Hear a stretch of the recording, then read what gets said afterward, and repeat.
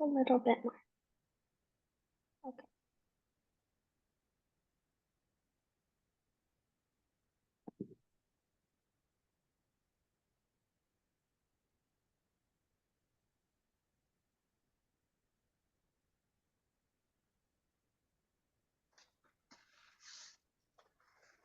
I'm not sure if anyone's talking in town hall, but I can't hear them anymore. We are not. Oh, okay. I was surprised how quiet it got, so that was why I asked. Yeah, there's crickets. That was wild. There's two. Don't hit. No. Looks like he popped in. I think with that code on the website, they can. So.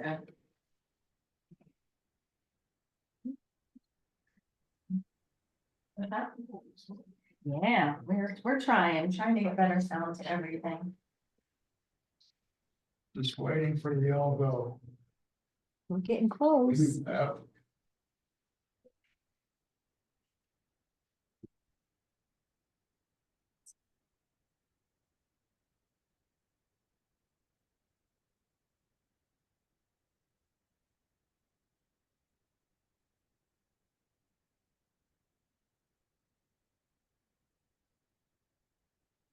We're just giving Gary a minute to put it on.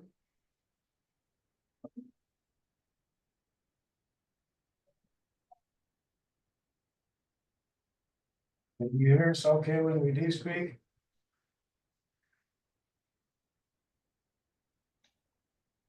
We can hardly hear you. Okay. And yesterday my voice was just about gone, so I will try and project it a little bit harder. Harder.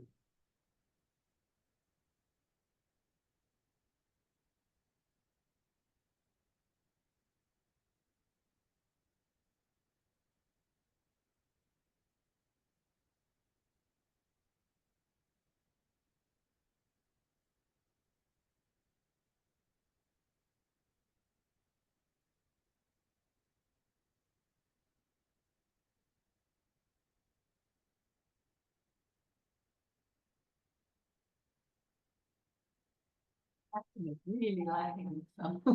Dream.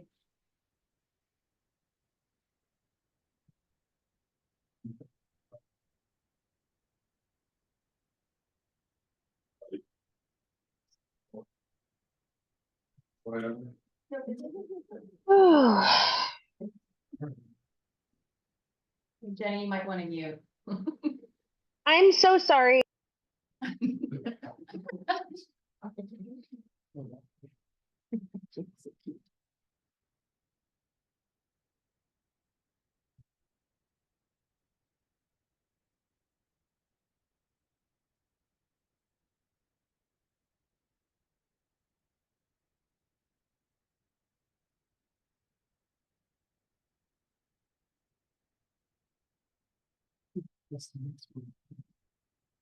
Yeah, if you need to pull the mic closer, if they can't hear you, that would probably be why. Jessica, you also, you talk quiet too. Can you hear me okay? That's that's good. Mr. Maria, just make sure to try to talk into the microphone whenever you're trying to speak so that everyone on Zoom can hear it. Are we waiting for Trustee Winkleblack to join us? We are, he's working on it. As well He's as joining remotely. Sorry.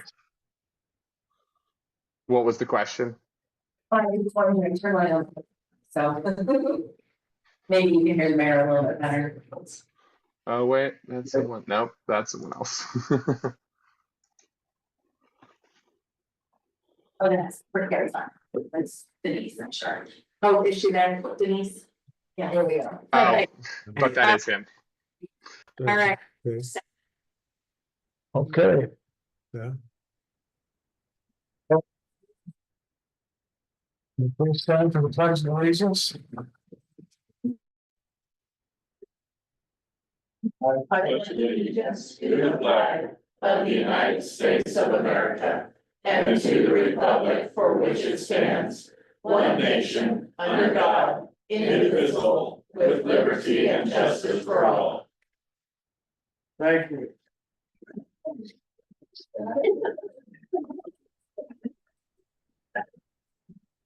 Ready for roll call, Ms. Jenny? Thank you. Trustee Zentz? Trustee Evans? Trustee Winkleblack? Here. Trustee Price? Here. Thank you, Mayor Wilcox. Here. Thank you. Let the record show all are present.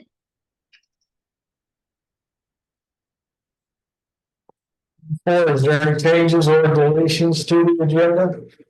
There is, we will be taking number 11 off the easement with Mesa County is still in the attorney's offices. Okay.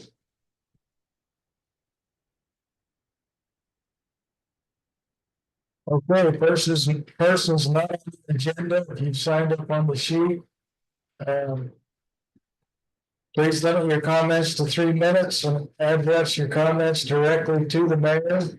Identify yourself by name and address when making the comments. Comments should be courteous and civil and constructive. The town board will make no decision nor take no action except to direct to the town manager. There was nobody. Okay. That's an easy one. Six, approval for the town minutes of August 6th, 2024.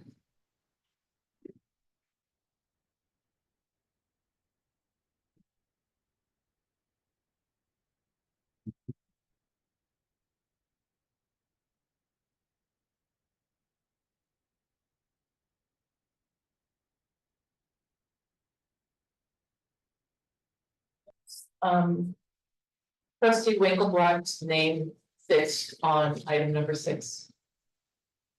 Yes, I'll be there. All right, thank you. I move we approve the minutes from August 6th as printed. I'll second that. Any further discussion? Any discussion, Gary? Can you hear me, Gary? Yeah, I can hear you. No discussion for me. Thank you. All right, Jessica. Okay. No further discussion, we'll take a roll call vote. Trustee Evans? Yes. Trustee Price or Trustee Winkleblack, excuse me. Yes. Trustee Zentz?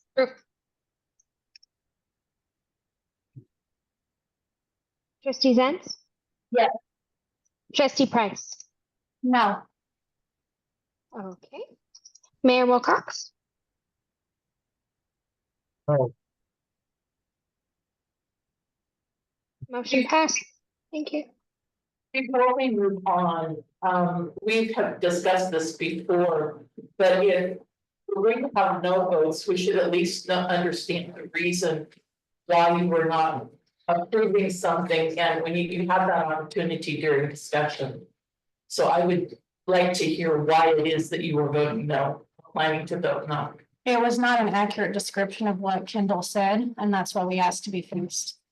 You should have made that this, They have, the staff has the recording. The staff has the recording. I'm not gonna argue about it again. sorry. Well, the motion is passed 3-2.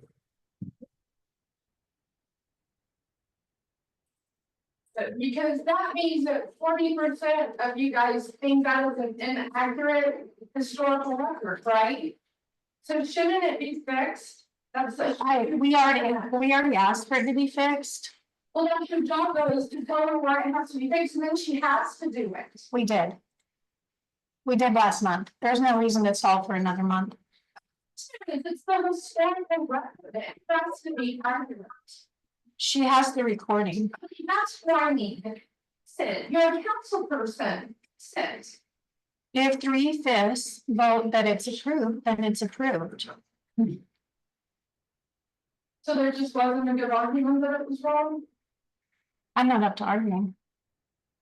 I wish you were, you're representing us. I'm sorry.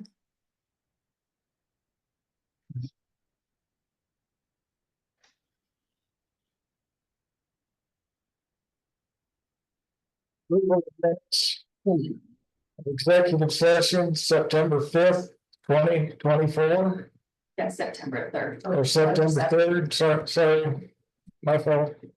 September 3rd, 2024.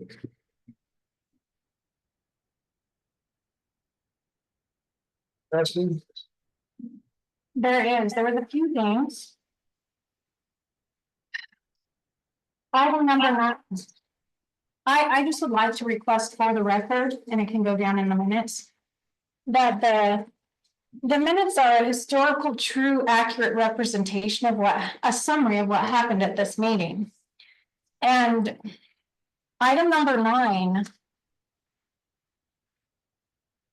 was brought up last month, that Brandy's social security number was posted from Friday to Tuesday, and that is not in here.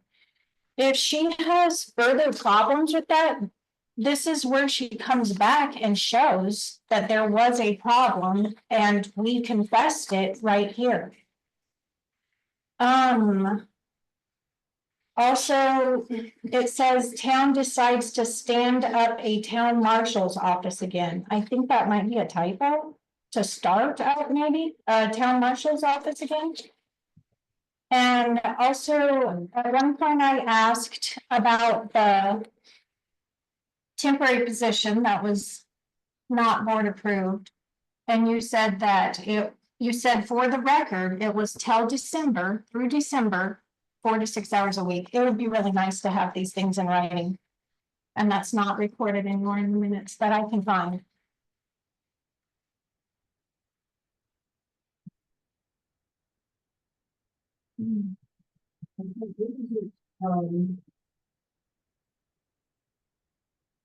Under the discussion of us getting rid of the town police cruisers. I saw also we might be in another document here that Brandy's issue was addressed and compensated. There's no record of that. That's in the report from. It was also discussed at our town meeting.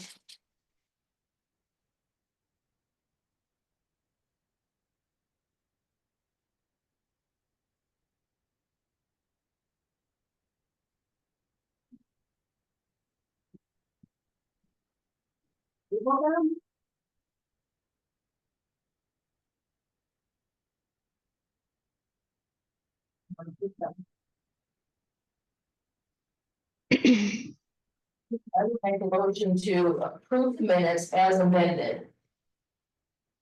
I'll second that motion.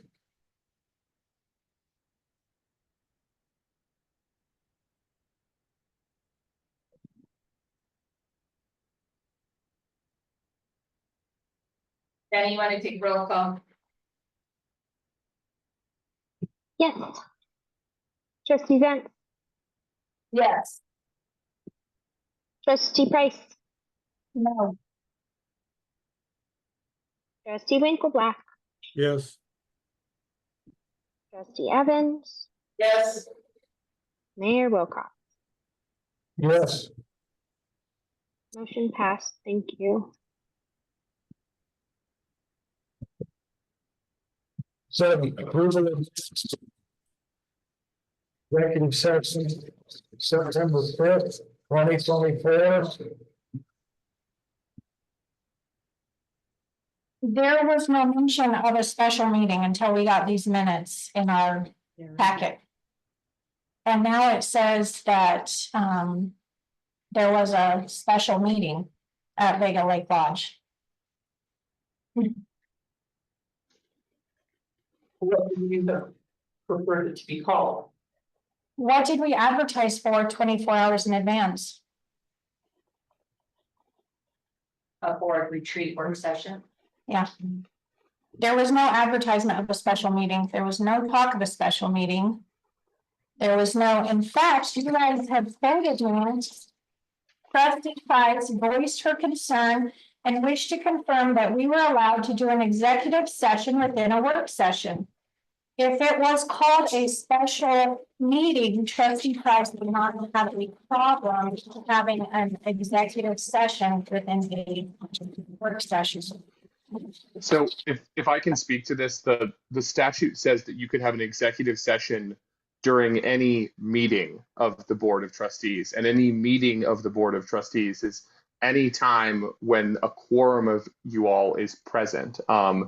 As you may have heard in your CML training, there are lots of ways that you can inadvertently create a meeting that is not properly noticed. And so and I think too, the distinction between a special meeting and a work session is I would say under the law, those are really sort of synonymous with each other. A board retreat would be a type of special meeting, but all that the open meetings law requires is that you can have a executive session during any meeting, and that the gathering at Vega Lodge was a meeting of the Board of Trustees. There was never public posting for a special meeting or talk that our retreat was classified as a special meeting, correct? I don't have the notice in front of me, so I don't know exactly how it was identified. But again, you can have an executive session at any meeting. And the meeting was noticed ahead of time. So the town complied with all of the requirements under the law for providing ample notice of the meeting and going into the exec session.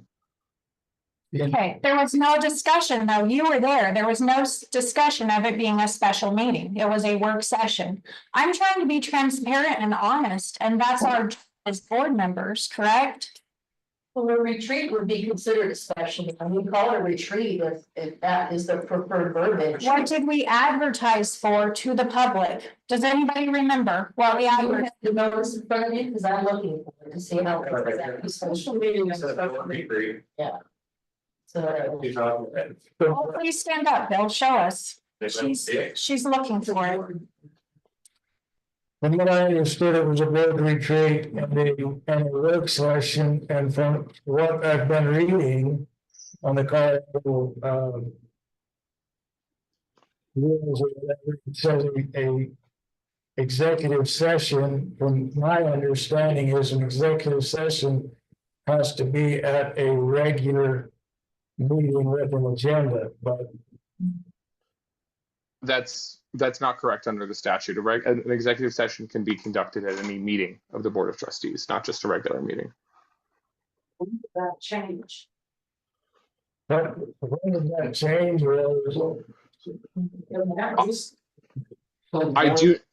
I do know there was a new version of the open meetings law that I believe went into effect in August of this year. I'm not familiar with the exact specific changes from that statute to the prior statute, but I do know that that changed recently.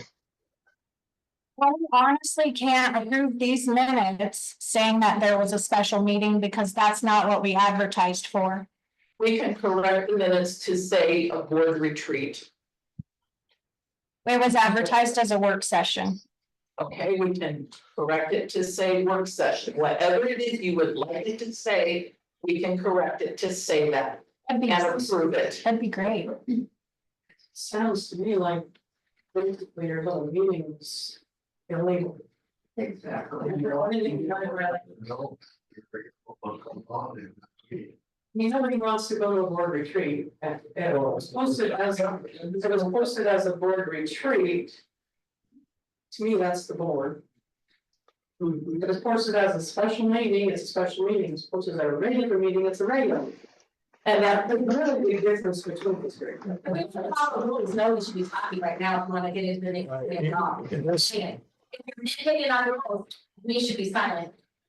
We should. Yeah, we have our minutes.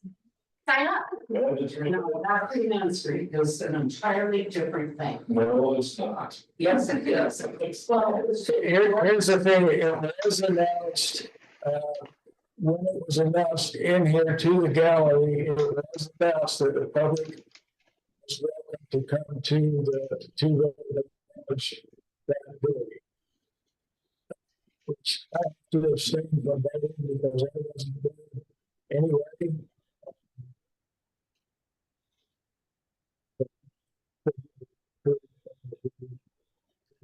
Session, so that's all I'm saying. So trustee Price, what do you want it to say? I want it to say, I'm looking at the public posting. That it was a work session. That's what we advertised for. Board work session. Did you find it, Lorraine? No, I did not. I'll text it to you. Well, even on your September 3rd agenda, at the bottom of it, it states that September 5th would be a board retreat. I'm happy with work session / board retreat. That's what we advertised for. That's what we were told we were going to. I'm perfectly happy with that. I'm just asking that the minutes reflect the truth. And I move that we approve these minutes as amended, relating as a retreat work session. I second the motion. We have a motion and a second. Any further discussion? Well, it also says that we proceeded with the consent of all trustees that were present. There was no vote to go into that. There's only one way to proceed with consent, and that's a vote. So I just want to clarify that. So that needs corrected as well.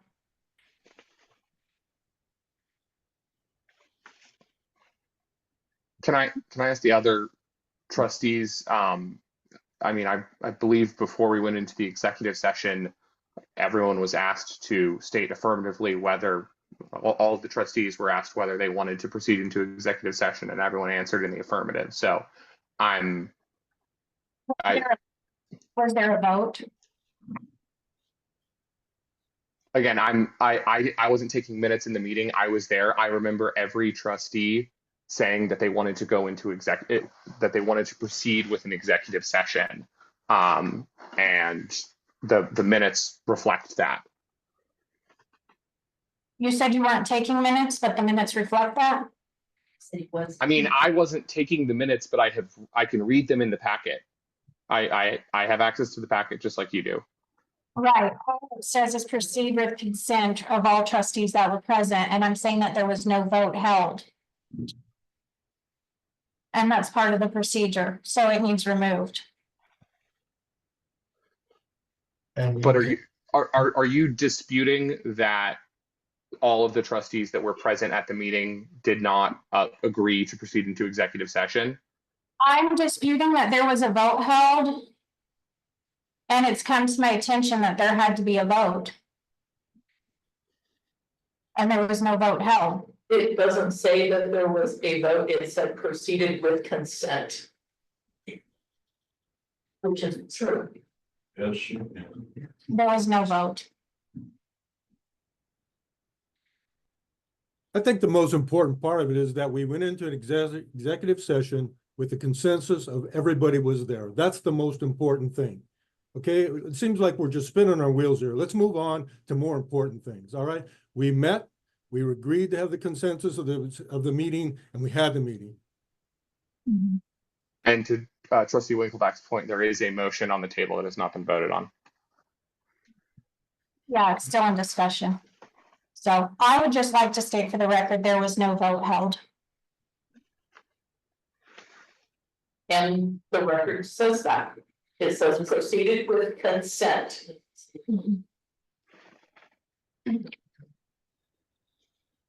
I call for the question.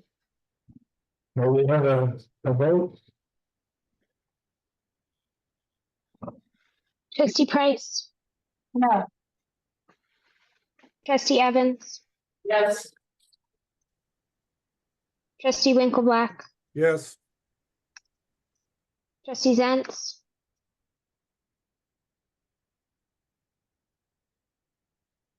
trustee Zentz. Yes. Thank you, sorry. And Mayor Wilcox. Abstain.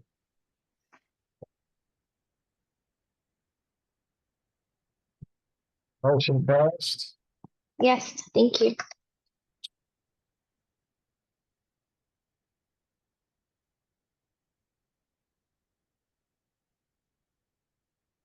For approval of the expenditures for September 2024.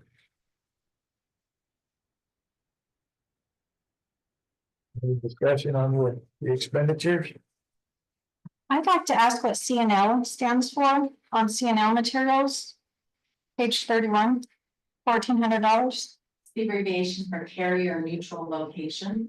Okay, thank you.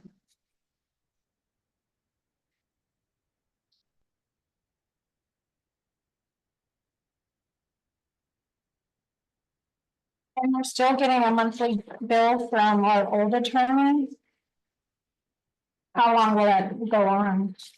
Is he behind on, does he bill out like for months in the past, or are we still using him? That is for July services. There was some transition, some information exchange between him and Wilson. It could have been that. We are also continuing to use that firm for water rights, for our water rights portfolio. So there will be ongoing billings from that firm related to that. They are also the prosecuting attorney for court. And I believe some of that is for prosecuting attorney services. Thank you.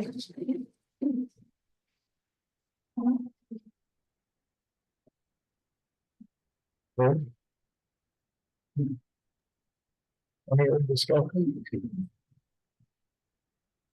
You're not out of questions at all.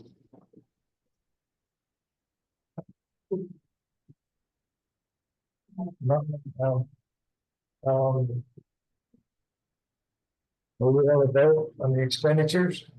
I move that we approve the expenditures for September of 2024.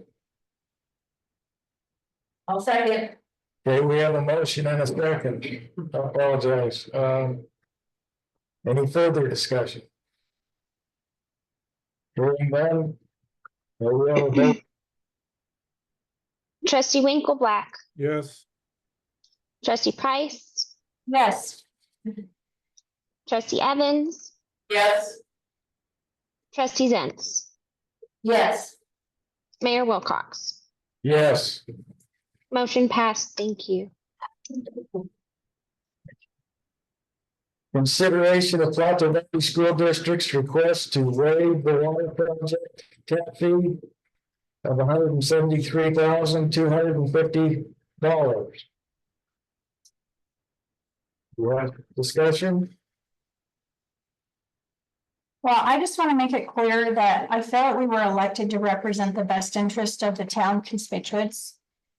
And the school is its own entity, and they have their own mill levy.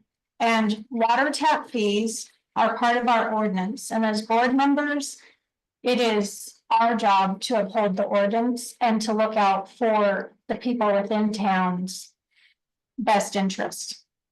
I'd like to remind everybody of that. I also feel like, Lorraine, because you're a direct employee for school district 50, and Trevor is your supervisor, that you should abstain from this vote or recuse yourself. Well, I will recuse because you're concerned that I was on both sides of the fence, and I am not, because my school is not attached to his, but I will recuse from the vote. It could just be considered as a conflict of interest. For the discussion at the last meeting, work session, for information that, was talked about, the job corps uses quite a bit of water because of students living and such. It's also been brought to attention that with all the other things that happen at the school, the students do the same there. As far as showering and whatnot. It's the school, any meter on well water that you have now, Trevor? Yes, we do have, with our spring-fed system, we do have the ability to monitor our water consumption or use. So if you're asking for what that might be. But was that just, does that just include the sprinkler system? Does it include the school itself? School itself, it's from our usage vantage, we monitor all of our water consumption in the school in two different ways, one for the irrigation and then one for the school building itself. And our water line request to tap into the town's source would strictly be the usage of our consumption within the school building. It does not include any water usage for irrigation. Right. And one thing we talked about was that we're spending $100,000 of town money on the project.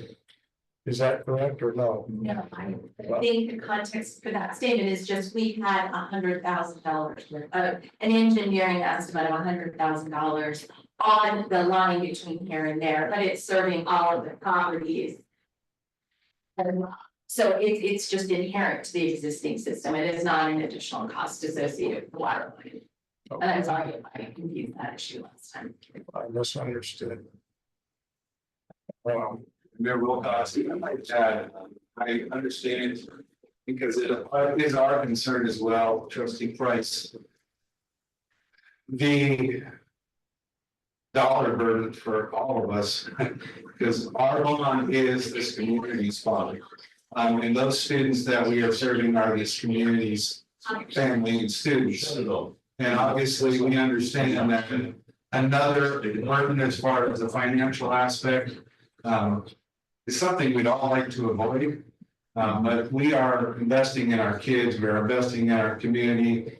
And in our eyes, I think our partnership with the school and with this community, we're all working towards the same ends for our community. And ultimately, I feel like the opportunity, we feel strongly as a school district that the opportunity to use the water line and the investment that we're making will ultimately serve this town and serve the community members in its opportunity to use the facility. That includes the water for any community events, any community involvement, and we know that's going to be a fact. It will happen. Also, down again, taking dollars away from the project to put more towards the water line. In this particular case, the tap fees takes away from the opportunity to build that school and to put investments towards educational equipment, educational facilities in general. So it takes away from our community, it takes away from our patrons that have kids in that school building if we're taking those dollars and putting it more towards tap fee. I want to say I do appreciate the opportunity last week to come in and work with the town, and we see this as a continued involvement of working cooperatively with the town. So this really gets to where we all voted for as a community to pass the bond. We're putting our dollars towards investing towards kids and not more dollars towards investing in a water. No. Well, the problem is the tap is for everybody, and that's capital money that goes into a fund that pays for repairs and the new eventually system that we need to upgrade to.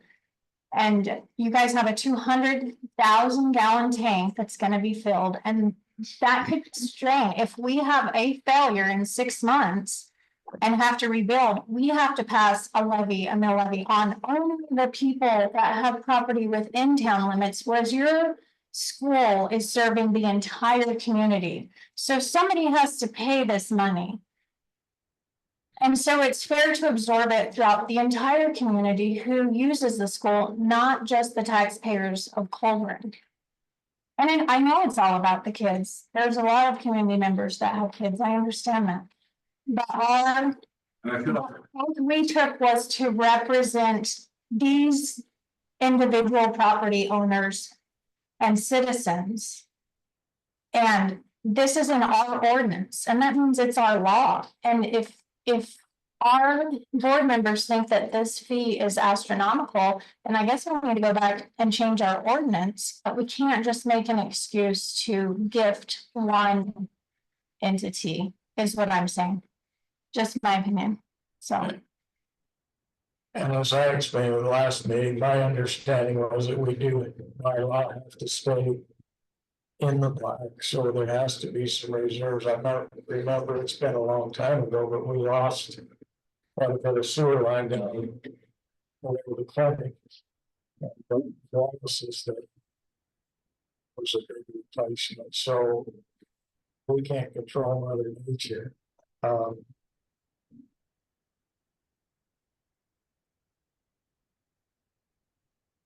Perspective, but from my feedback, and we represent the citizens of the town. From what feedback I've had, they don't think that we should waive the tap fee. So.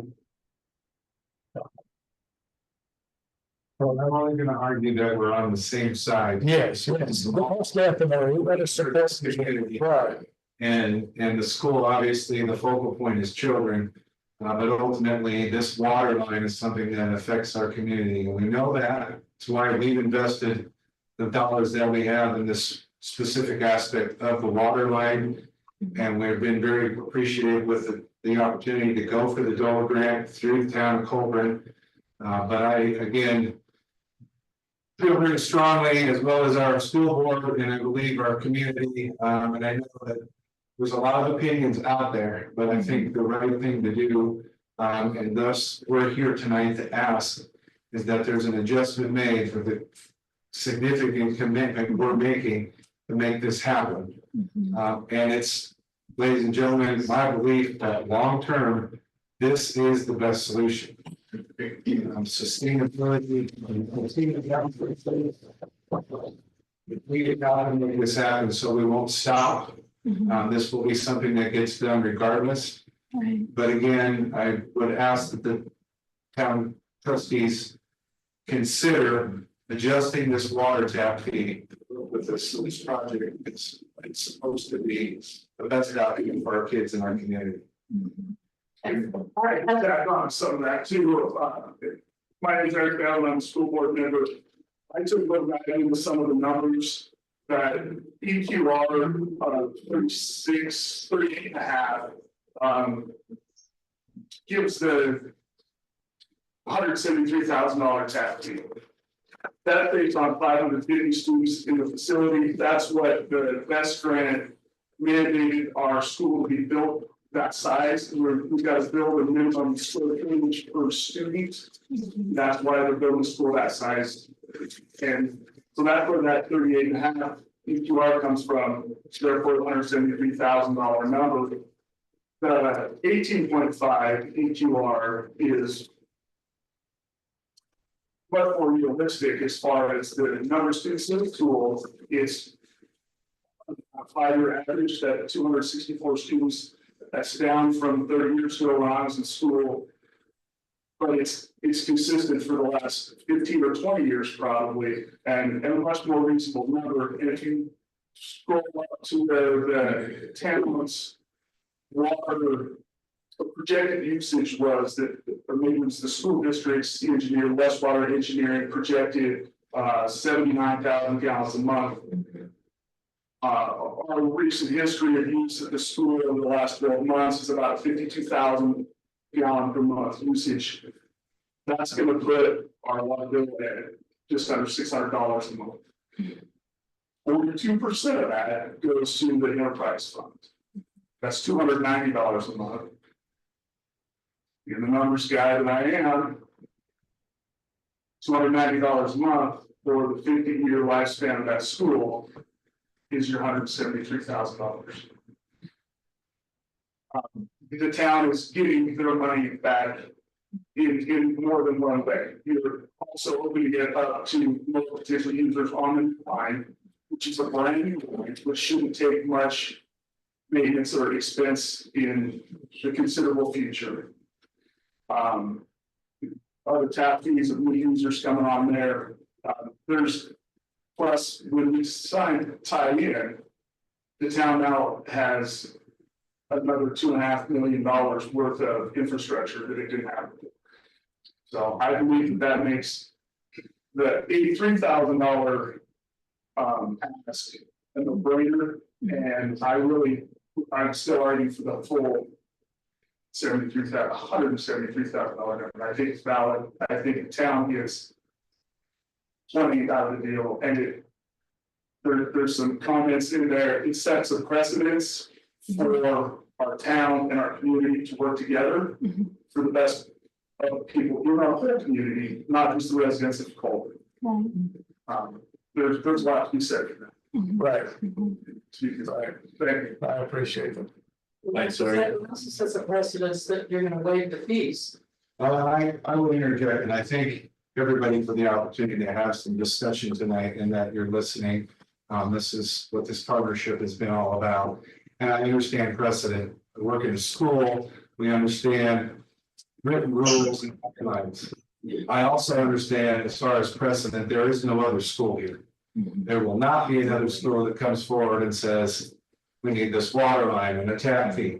We are the only school, and there is, in my mind, because we service this community, justification for thinking about some adjustment to work intergovernmentally between this town and the school.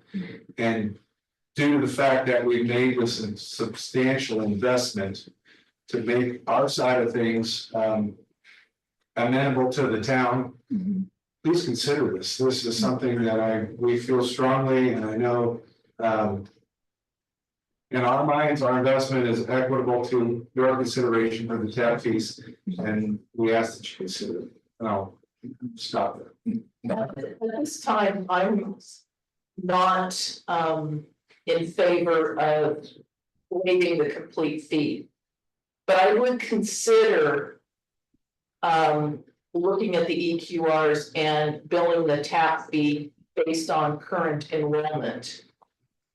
And looking at option F, down the road, in the language of our intergovernmental agreement as that comes, looking at what your enrollment, how your enrollment may change, and making adjustments based on that, as time goes on, because like we said before, the tap fees go into our reserves.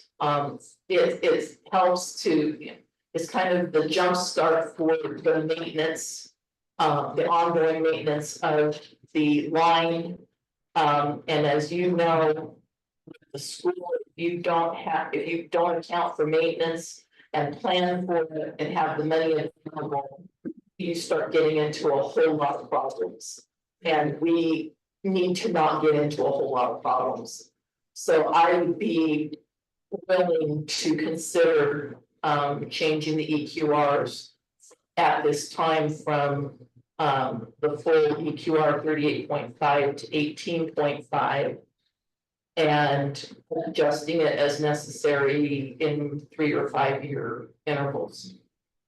And I might add, and Carla, you can verify this, but I understand we're doing a similar kind of adjustment for our sewer fee. I believe that's figured on 676 or something like that. But at that point, doesn't that adjust? Our enrollment would go to that? The agreement does say that if your enrollment exceeds 676, then we reconsider the 1999 settlement agreement. So, but your build out's 536, so that's probably not. I guess I'm making a point. An adjustment can be made. We've done that with our sewer, and likewise, we're asking the same for the water tap fee. May I ask why the capacity, is the number for the EQRs not including teachers? Because you said that there was 40 staff plus 264 students. I don't think it's inclusive of teachers. No. I think that's the way our municipal code That's how they, Is specific to those students? yes. Yeah, and that's how the best grant is qualifies for the square footage that the school has to go to. Yeah, It's just by pupil count, not staff count. I may have misunderstood what you said, but did you say that 83,000 was a no-brainer? It is. Yeah. Okay. I just wanted to clarify that, thank you. So, At a minimum. right, Well, I'd like to, I feel that we should waive the fees to the school and based on the EQR of the 38.5, 550 students. I realize that, that we're gonna have to tap into the general fund for anything that arises.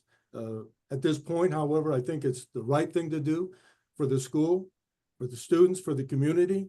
And I think we can recover if we spend that. And plus the fact that if we're consistent with the full EQR, then I think it will improve our opportunity to get approval for the DOLA grant that we've applied for. I think that's something that's important to see that we have followed the code and we're basing on the maximum. But I'm suggesting that we waive the fee.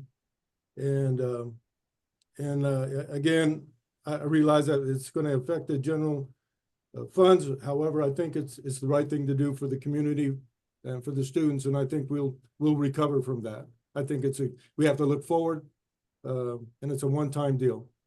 And that's what I have to say. so, I also concur, I think with the DOLA grant, the investment by the town to be invested in the grant as well will help support our opportunity to win that grant. So thank you, I appreciate it, and I do feel like it's a benefit that may come back with $1 million match. and what is, since you're our financial director, what is your opinion on that? Will I help with the grant? My experience with grants in the past has been, yes, if every entity has contributed to the project, it's gonna be considered more competitive and show greater buy-in from the local community. So yes, I do believe that if the town were to contribute the funds from the general fund, it would increase the competitiveness of the grant, yes. Okay, I would suggest to the board that we approve the EQR of 18.5 students for the 83,160 students with a 5-year review and a max of a 5-year review. That if they have gone up 10%, and we review that or more. So just to add from a legal perspective, I think the best way to draw this up would be to have an intergovernmental agreement between the town and the school that basically says exactly what you just said, Trustee Price. And so my suggestion would be if there was to be a motion tonight, it would be to direct staff so I can work with the school district's attorney to put that IGA together, and at the next meeting of both the school board and this board, you can have that agreement up for approval. Thank you. so put that table this till the next meeting so that you can work We out that. put in a motion. We put in a motion Put in the to motion agreement. and then work out the negotiation. Yes, and I can also add if there's any reason, I know the town and the school district are supposed to present on the grant on the school district grant to DOLA later this month. We can definitely table it to the next meeting. If there is some reason why we need to get something done sooner than that, it is possible to call a special meeting or have a brief vote at the to call a special meeting at the work session.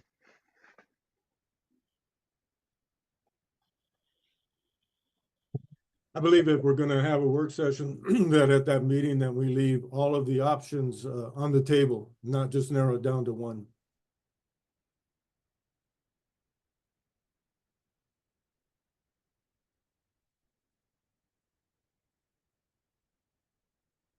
Are you saying, Gary, that we should table it to the work session or just?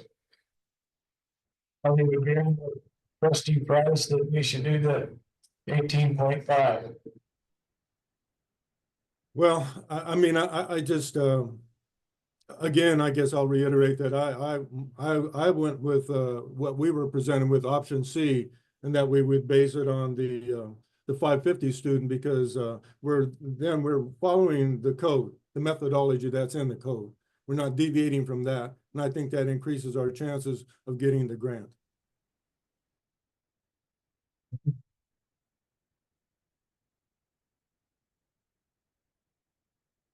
Any further discussion?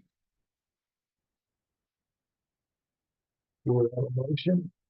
I motion that we direct staff and the attorneys to move forward to determine a partial EQR of 18.5 with 264 students and faculty at 83,160 to be applied. And that it be a 5-year review. I second the motion. We have a motion and a second. Any further discussion? Hearing none, may we have a vote? Trustee Winkleblack, No. trustee Evans, Yes. trustee Price, Yes. trustee Zenas, Abstain. Mayor Wilcox. Yes. Motion passed. Thank you.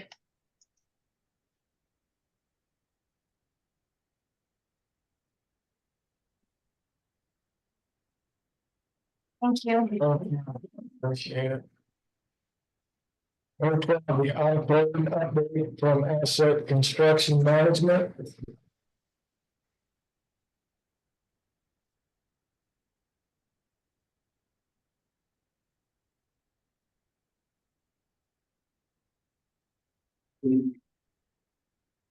Carl, do you want to share? They're on their way. Really loudly. Well, here in a moment, we'll have 10 or 12 pictures just to kind of show you guys. You've seen some of the progress we're making on the outside of the building.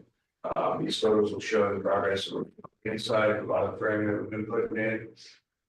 Schedule wise, right now, we are still on track with our schedule. There was a 21-day addition that we're proposing to the schedule and a change order that we'll talk about in an upcoming agenda item. That was just for some additional asbestos abatement and the required state permitting to get there. With the photos up now, this is the west face of the building. That facade has been, the lead paint's been removed, re-primed, repainted. Right now, we also have a price into, or I think we have a price proof of contingency to paint the stairs and the awning. And then we're looking at the cost for some roof repairs on that awning as well, just to fix the entire west face up. Next photo will take us inside.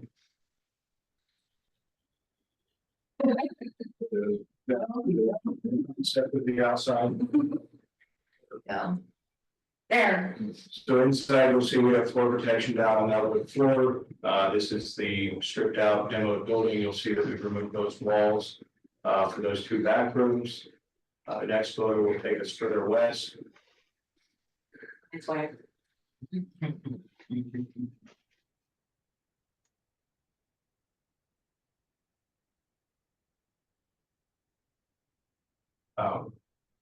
Through these photos, and Carly, you can continue to click through them, but you're just going to see our additional framing.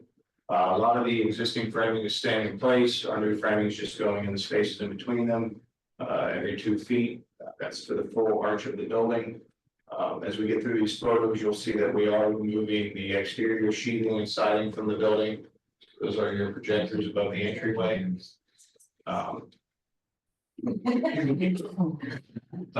We are removing the exterior siding. That's in an attempt to preserve and save that beadboard that's on the interior finished walls. That beadboard gets refinished. Pull that off to get our framing in right now. I don't know that we would ever get that beadboard back in correctly. So we're putting that framing at the wall level in from the outside. That'll also receive new sheathing and new siding. But really, as you click through these pictures, it's a whole lot of framing right now. Just lumber getting bolted in. You'll see the hangers, the buildings handling the woods, handling all the construction we're doing to it. There will be those steel arches going in to match the existing arches that will tie into. There you go. And actually, Carla can go back to that ceiling. That ceiling shows the area that we're going to do the additional asbestos. You'll see that we pulled in the original asbestos report, the ceiling of that stage area tested not hot for asbestos. We pulled that out to gain access to the attic level. There was a false ceiling framed in there just below an asbestos ceiling. So as we pulled that apart, we found some more asbestos, reached out to a contractor, got a price from them. Again, that's an upcoming agenda item, but that's just why it's necessary. But schedule wise, with that 21-day delay, and that's a week of asbestos abatement and then 2 weeks of state required permitting. That takes our current completion date to February 21st, 2025. It's still very early in the project. Certainly, it's beneficial to us, it's beneficial to you guys to get that done faster. We'll certainly try to beat that date, but right now, then there's the ceiling above the stage.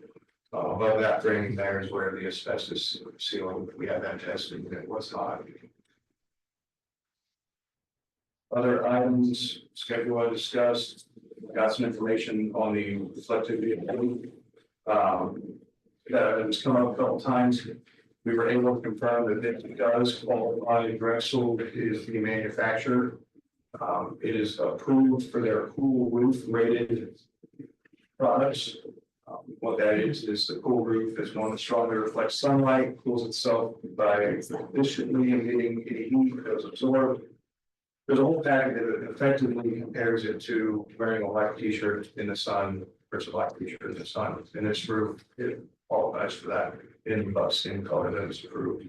So I can leave this packet for you if you like to look into it, but I think that is good news for the energy rating. There's some information in here about putting roofs like this on buildings that don't have air conditioning, just to help with that heat absorption in the summer and help keep the building cool. So any questions on the general update for the project? Support for that, such as cabling temporarily or whatever to hold the building in place as you remove the skin. Is that roof? Yeah. So we talked to the structural engineer today, actually showed him some of the conditions as we were pulling it apart. He just gave us the detail to add some lumber on the inside, some extra bracing. Talked to the Collbran Supply hardware here on Main. We're going to pick that lumber up tomorrow. We're going to put some of that extra bracing in, and then also adding new framing as we're taking the old apart rather than ripping it out for the full length of the building and then adding. So we're kind of piecing it together as we go. And then, yeah, there is some extra bracing that's going inside. So that it's safe for everybody, and Yeah, it is safe. Yeah, signed off by the engineer record. I appreciate you looking into the UV because I think that's gonna save the town and the whole valley as far as where it'll last longer and the utilities of the building as well. So I appreciate that. Any other questions on the general update? I know there's a couple more items for us. And I think just this is it, you know, this is what it looks like right now, and you can really see all the extra support that they're putting in them. And I know somebody who I know isn't a proponent of the project said you're gonna do it, make sure you're doing it right, and I think our team's really doing a great job. We were in there today and talked with the Chamberlain, their representative. I don't know if they have anything to add, but you know, we do have multiple people with eyes on the project, so. Effectively, once we have the steel at each of these arches, that steel will tie into the new framing that we've put in. We're putting an interior skeleton in this building that is supporting the rest of the building. So we're not, after we put the steel in, it won't be relying on any of the original structure. We're tied in at the foundation level, so it's going to be a sturdy building. Awesome. And then we're also taking a huge amount of weight off the roof. Maybe we could describe all the different layers that were in the roof. As we toured the roof, we found, and we continue to find this building has been modified or repaired multiple times. There are 4 layers of shingles. this underneath the roof, there's been quite a bit, so we're taking it back down to the base and then building back up with the materials. Wonderful.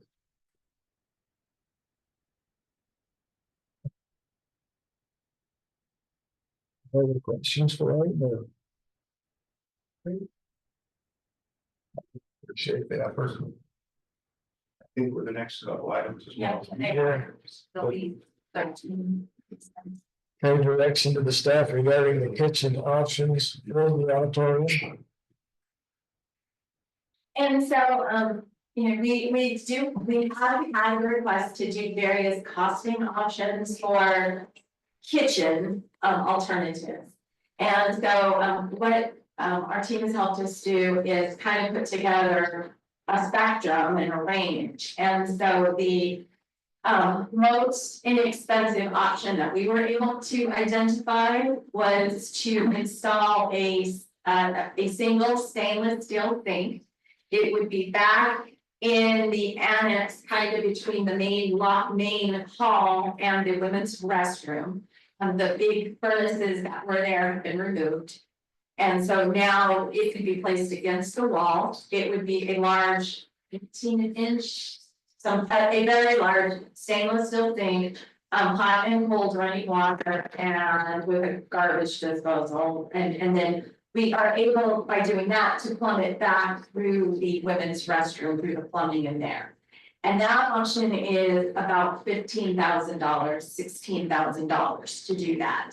And that kind of provides maybe a bare minimum of what would make the kitchen more functional. One of the requests we heard is, you know, when you're making coffee or trying to fill, you know, a drink cooler or something like that, that we didn't have that functionality. So that is the low end of the options. Then the middle option would be something more like just installing some residential appliances. You know, residential stove, a residential refrigerator, and maybe some stainless steel counters. Those, because that annex area is pretty small, would not fit there. So then they would almost logically have to go back over to the west side of the building where those original 2 storage rooms were. That then, and I'll let Derek and Ben speak to that, but that requires a significant amount of plumbing to run it then back, or to actually trench out into the sewer main on Main. Yeah, and that's one of the tough things. If we have the same at the east side in that corridor towards the women's restroom, the plumbing is available, the drainage is available. If we have to take this kitchen to the west corner of the building, just to get the drainage and the sewer line through that crawl space, the crawl space slopes opposite of the direction that we need it to. And so you get into an issue with needing to likely excavate a significant amount, which on this project we aren't allowed to do without some extensive paperwork. Also just the cost and the labor of being able to get in that crawl space, we're likely talking about a lot of floor needing to get removed just to provide access and do all of that excavating. It can be done, but it does come with a lot heavier cost than just adding the sink on the east side. And that cost is about $220,000, again, because of all that plumbing and then the reframing and everything. And that again is for just a pretty basic level kitchen. Then to go into a full kitchen, probably like what they have at the community centers with a hood and a major range, and then you have to then get into fire suppression and separate building ventilation.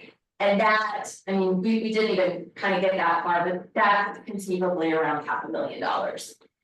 This is something, you know, these are budgetary pricing based on working with Chamberlain, Ben and I going through our historical pricing, trying to come up with a relevant idea of what this would cost. If we were really going to bid this out and price this out correctly, we would need a design, you know, tying into the sewer. We're going to be getting into civil engineers. We're going to have the architect involved, we'll have our mechanical engineer involved with the kitchen. So there's some pretty extensive design work that needs done to be able to give us the design that we can take out to the subcontractors for pricing. So this is budgetary, but you know, it could be lower, it could be higher. How does that excavation affect the historical part of it? Yeah, so we are not allowed to excavate on this project right now. If we were to, if this were to get approved and we were to need to excavate through the crawl space. We haven't excavated, so we haven't got into it, but I think Carla can help explain what that would look like. It triggers some additional review through the National Historic Preservation Act. We were able to meet the threshold requirements by not excavating. And that could require multiple additional consultations with Indian tribes, and then that period would be extended pretty significantly.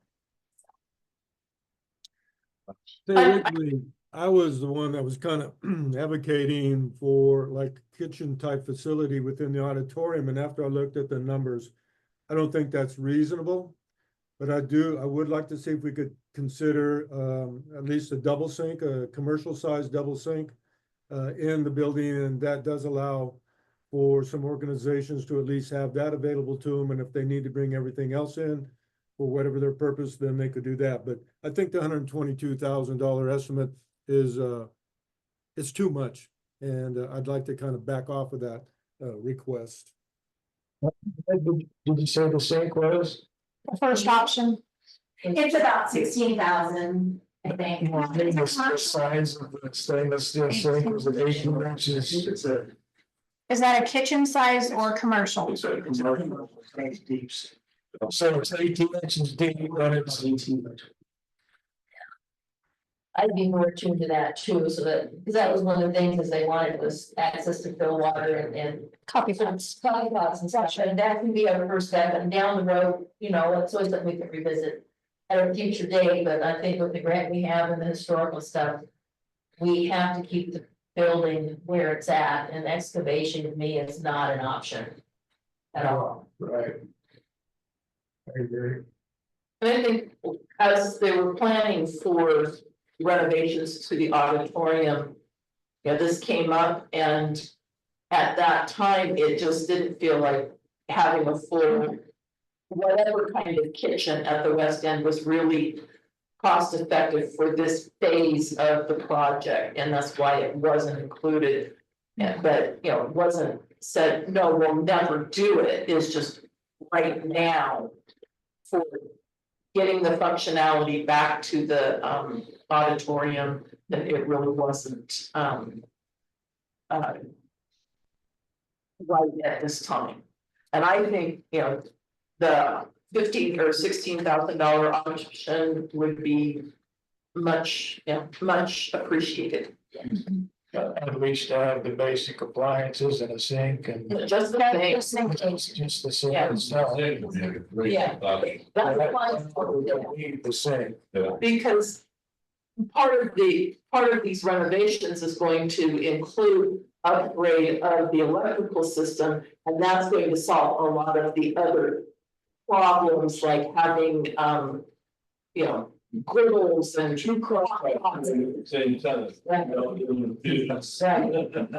Yeah. And so again, maybe just to have you look again at this picture, those two storage rooms that were on the West End have been demoed.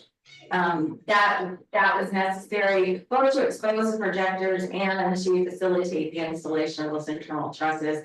So I think if you go in there, and I'm lucky enough to be able to go in there, and you really get the grandeur of the building now that those two rooms aren't there. Yeah. And so again, I think even to try to put something back in there, then you almost need to reclose it off. Now you're getting a lot of light in there, so it really is, it's pretty cool. So do we need a motion to not somehow to not accept this, or just, we can say we're not interested right now? Or we are interested in the $16,000 option or more details. That would be a motion for a change order to have the sink. Yeah, that's what we would want is a motion to do this thing. Yes. And if possible, if there's a sink that has any kind of side stainless, you know. This one has, so it has a double station and it's about 18 by 20. And there's counters on each side or no? Just one side. Just one side. And then as part of, of the 2025 budget, it's our intent to bring you a budget for fixtures in the building. Now, they are not included, but that would be tables, chairs. And we also have looked at some rolling stainless steel tables that then could be, moved around. They could be easily accessible to the electric, and again, the crock pots and everything could be plugged in and then they could be rolled out for serving lights and stuff. So I think it could deal with a lot of that functionality with, with just some fixtures rather than any hard built-in structure. Well, that way you can have a base and you can have a mobile operation at the same time. It's a win-win. And a way to clean it up with the sink. Yes, exactly. That's. I'm all for that. So, yes, if you could give us a motion to proceed with the same option, that'll let us move forward. I move that we direct staff to, accept the same option for the almost $16,000 for renovation in the back of the auditorium. I'll second that. You have a motion and a second. Any further discussion? Hearing none, may we have a vote, please, Jenny? Yes. Let's do. I'm sorry, excuse me. Trustee Price, Yes. trustee Evans, Yes. trustee Winkleblack, Yes. trustee Zenz, Yes. Mayor Wilcox. Yes. Motion passed, thank you. Thank you. And then the next item on the agenda is to make some upgrades to the restrooms to enhance the ADA accessibility. Those we have been working with the asset team as well as the architectural team. And so they've given us some preliminary costs for doing that. And it is basically, as you see up here, about $20,000 to $24,000 for each restroom to upgrade those. And maybe you can, or Chamberlain can talk a little bit about what those enhancements would do. Chamberlain directed us, they just gave us a quick narrative for us to do our budget on, looking at the restrooms. Fortunately, we believe that in the rooms that are provided currently, we can fit the number of fixtures required for the occupancy. That was a big concern, that if code had evolved, was there going to be enough room for the proper amount of fixtures? Fortunately, there is. However, there will need to be some pretty extensive work. We'll need to demo the partitions that are in there, demo the doors. There's plumbing repairs. The door into the restrooms will need to be removed and replaced with a larger door with the correct swing.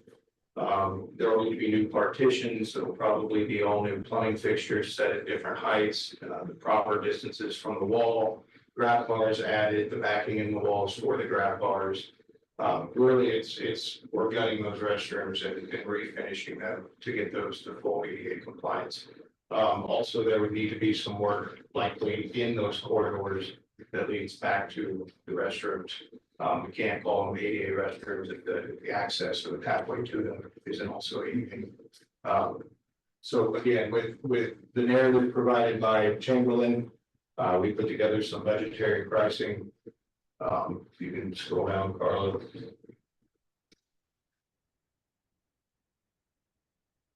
I believe we're in the 56,249. we can just start with $50,000, so in that 30,000 per bathroom range.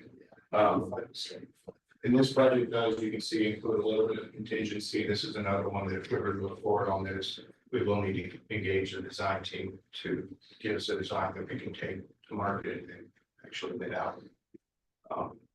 But overall, I guess any questions on what this scope entails? Will the sink make the hallway too narrow to be ADA? The additional sink should not. There's quite a bit of room in that on the, I guess, the both corridors, but it would be tucked going down the corridor to the right side. It should fit back in that. Is this in the budget still, Carla? It is not, the board would need to appropriate additional funding for this. We have that in the budget to appropriate. We have reserves and we could bring you a budget supplement to do it. But it's not in the existing budget, but there, I mean, I believe there is adequate, the town has adequate reserves to cover that. I guess that's what I'm asking. Thank you. Appreciate it. I think it's important. We have a lot of elderly and we have handicapped people. And I think grab bars and the appropriate height are very important. Just being ADA compliant, I think is critical. If we're gonna invest in anything, put extra money, and I think that probably needs to be where most of our eggs go. For the community, so I'm okay with this. Upgrading. The bathrooms to an ADA compliant for both the men's and women's. And yeah, I think this is a good time to do it while we're doing this. Well, it's good. Although it's gotta get the new roof. Well, ADA's been around since the 90s, although this wasn't put in the budget when it was all put together in the first. The bathrooms are ADA compliant at this time. This is just upgrading them so that they are more compliant. It's easier access rather than going around and getting through the halls and, Here. yeah, right. So, I motion that we direct the staff to move forward with the necessary ADA bathroom updates of the auditorium. I'll second that.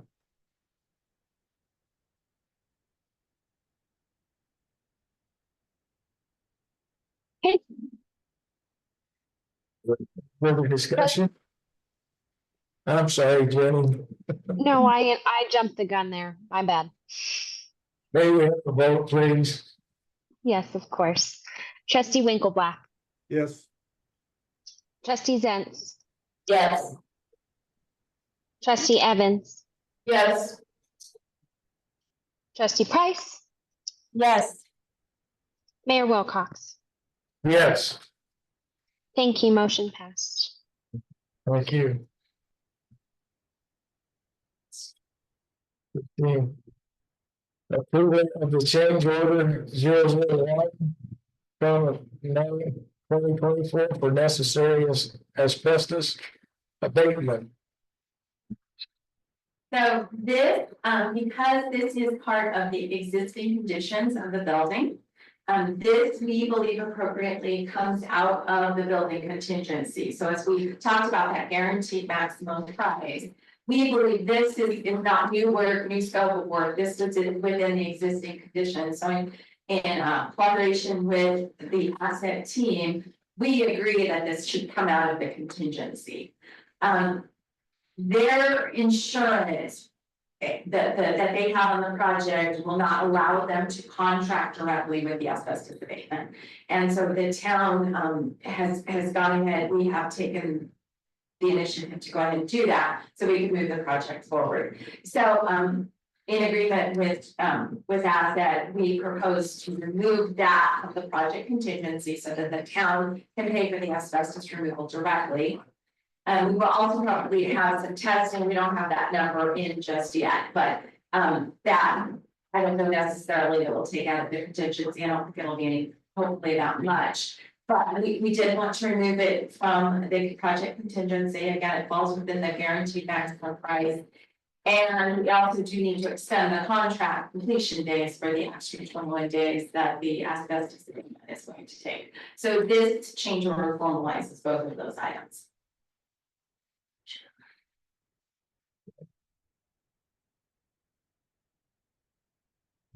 Comments or discussion on the change order?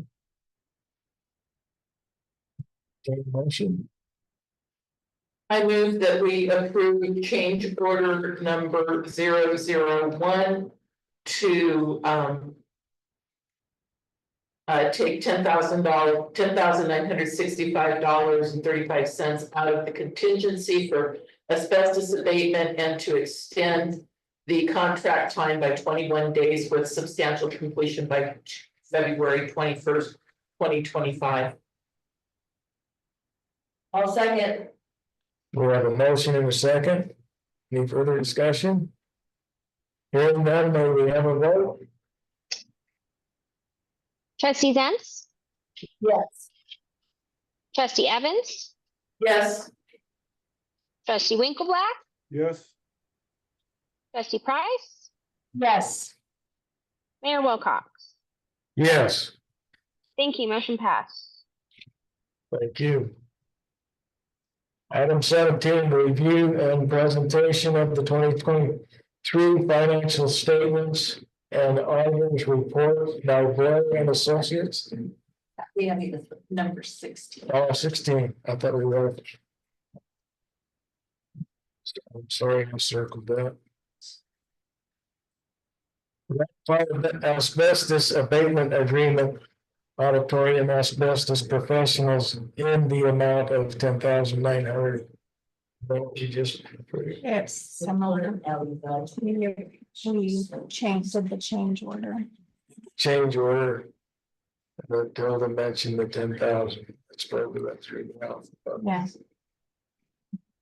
So ratify asbestos abatement agreement for the auditorium asbestos professionals in the amount of $10,965.35. And so again, this is basically, it was in a false ceiling. It is above the stage. It contains, we had it sampled, once they took the false ceiling down and discovered it was there, it was sampled. It was determined to be an asbestos containing material. Because we have to apply for a new permit with the Colorado Department of Public Health and Environment, we did go ahead and proceed them, and we needed to sign a contract because they had to be working for somebody. They have not started the work. If the board does not want to proceed, we could pause it. But this is how we ratify that contract. And again, it was necessary just to get the permitting process started. Was it pretty hot, the stuff you know? No, it was 2%. 1% too high. So It was basically the same stuff that was in the entire ceiling. We just didn't know it was also up in the stage ceiling, and it was. So. Why would we ratify the asbestos abatement agreement for the auditorium asbestos professionals in the amount of $10,965.35? I'll second that. We have a motion and a second. Any further discussion? Hearing none. Vote please, Jenny. Yes. Trustee Price, Yes. you trustee Evans, Yes. trustee Zentz, Yes. trustee Winkleblack, Yes. Mayor Wilcox. Yes. Thank you. Motion passed. Thank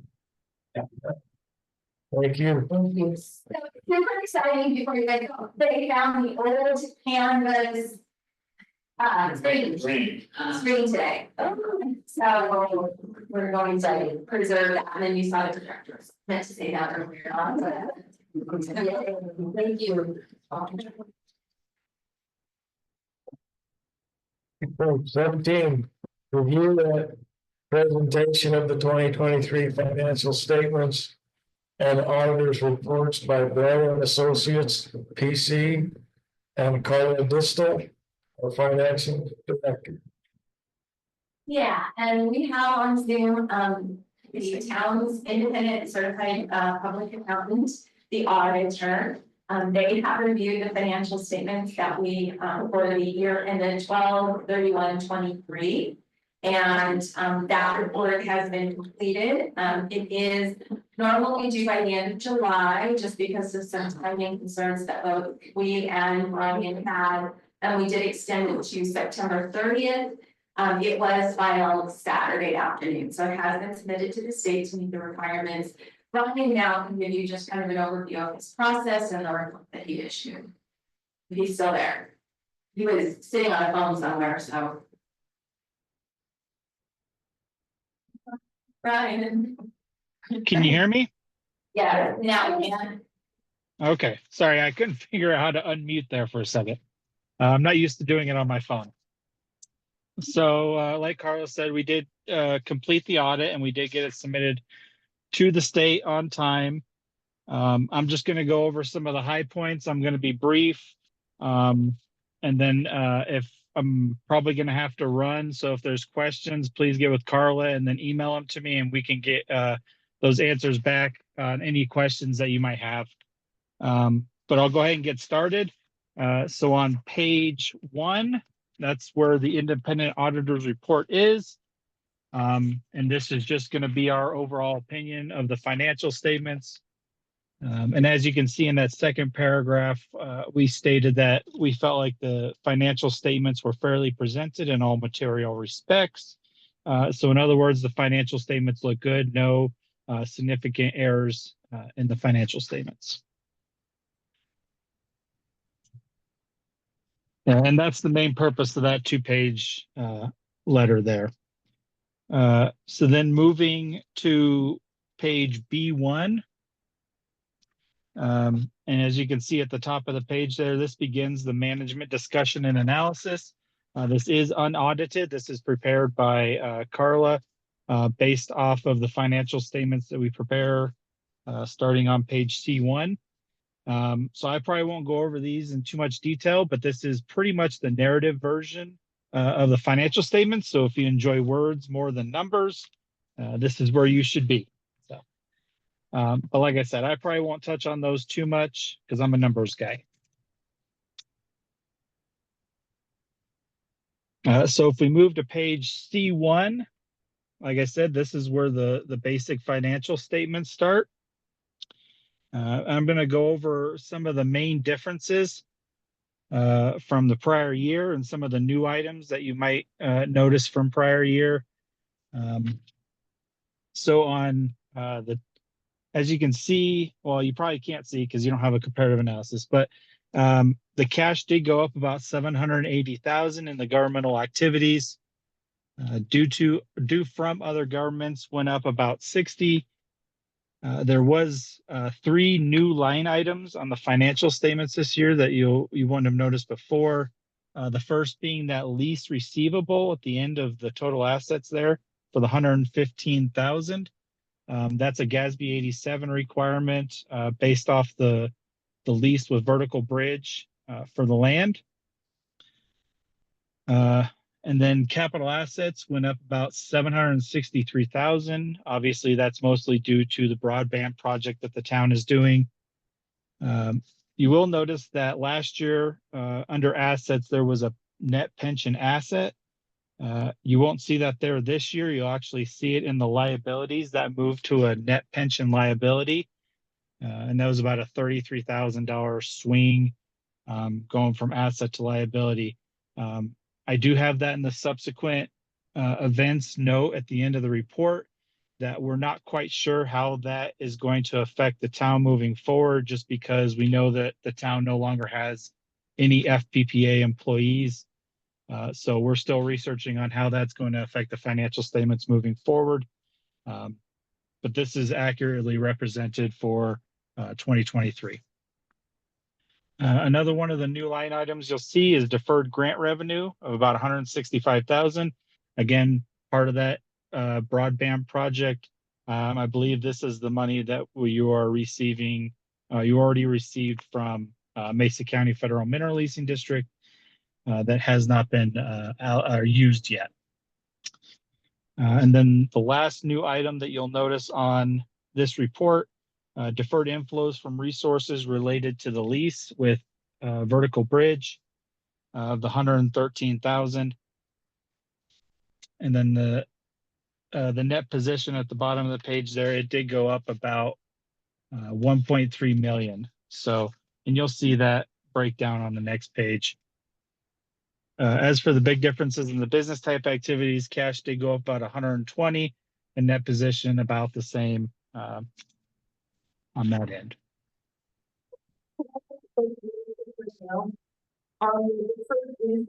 Resources related to lease and the lease receivables. You talked about Vertical Bridge. What about our lease receivables for office?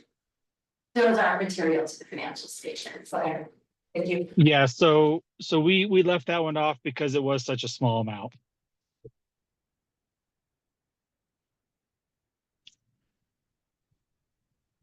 So then on page C2, this is going to be pretty much the what most people would refer to as the income statement. The biggest changes here, obviously capital grants went up significantly based on that broadband project. But the other big increase was investment earnings. Everybody's getting a lot more interest off their bank accounts this year. So that went up about 89,000. And then as far as business type activities, charges for services went up about 23,000. So that's the big changes for statement of activities. And then page C3. So this will be, it's again the governmental funds, but it's presented differently. These statements will not include capital assets, leases, things like that. So that's the main difference you'll see in these statements here. But the big differences from prior year, obviously still cash. And that's really about it for the big differences from prior year on this statement. As you can see, Conservation Trust, minimal fund, and not a lot of activity in that fund. Page C4, this is just the reconciliation to get from fund balance to net position. And you can see all those reconciling items. We've got the leases on there. We've got the capital assets on there. And these are all statements that are mandatory. We don't have a lot of flexibility in these. So, and then on C5, again, more of an income statement, but again, for the fund balance. So on this one, you'll see your capital assets as expenditures instead of on the balance sheet. You got the 827,000, again, mostly broadband project. And then on page C6, again, another reconciliation, but this would just be for the current year additions for capital assets, the current year changes in the pension, liability, compensated absences, things like that. And then on page C7, that starts the enterprise fund statements. So you can see you got your water and sewer there, assets, liabilities. The main differences there. Actually, we'll jump to page C8 and talk about the main differences. Sorry. Again, charges for services was up from prior year. And then you can see your changes in net position at the bottom there and your net position at the end of the year. Positive operations in both, so it's always a good thing. And then on page C9, you've got the statement of cash flows.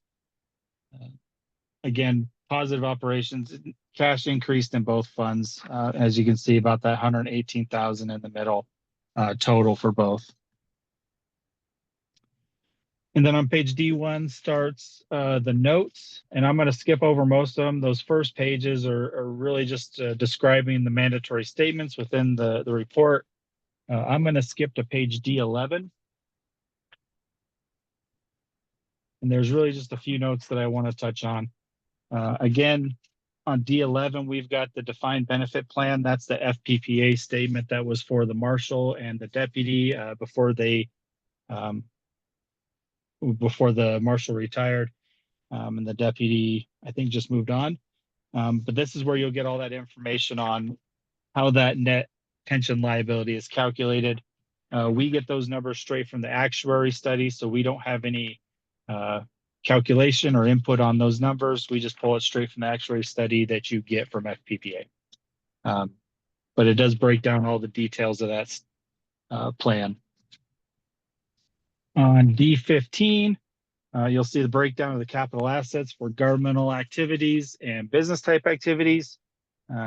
Main increase, obviously, again, that construction in progress for the broadband project, but there were a few other minor additions for the year.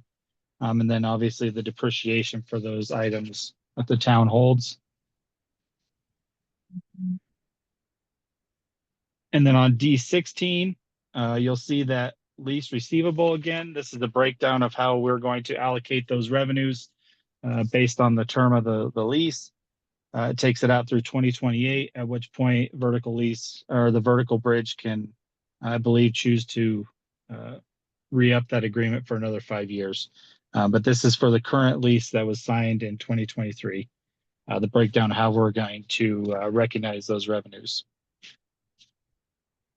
And then on page D17, again, I was talking about those subsequent events, things that happened after the year end that we've got to look at next year. That first item, like I said, the marshal retiring did leave a void at the law enforcement position at the town. And it does, the town did choose to contract with Mesa County for their law enforcement. So I do have that information there as far as that IGA and the commitment moving forward. And that second item, I talk again about the retirement of the marshal, but this time about that FPPA liability and how we're going to have to figure out how to account for that in the future. And then that third bullet point just talks about that CDBG grant for the 855 restoration of the auditorium, which you guys are obviously in the midst of, hearing that last presentation. And obviously that money will trigger a single audit most likely next year. So that will be a new another requirement that we have to consider for next year is accounting for those federal funds and doing the single audit. Starting on page E1, this is where your budgetary sheets will start. E1 and 2 is for the general fund. E3 is for the conservation trust. Usually the only items we talk about on the budget is whether or not you stayed within your budget for expenditures. On both governmental funds, you did stay within budget for expenditures, so that's always good. And then starting on page it's F1, sorry. You've got your enterprise funds budgetary statements. And again, both of those were under budget for expenditures. So positive there as well. I know that was really quick and a lot of numbers and just kind of information by fire hose, but is there any quick questions I can answer before I get off?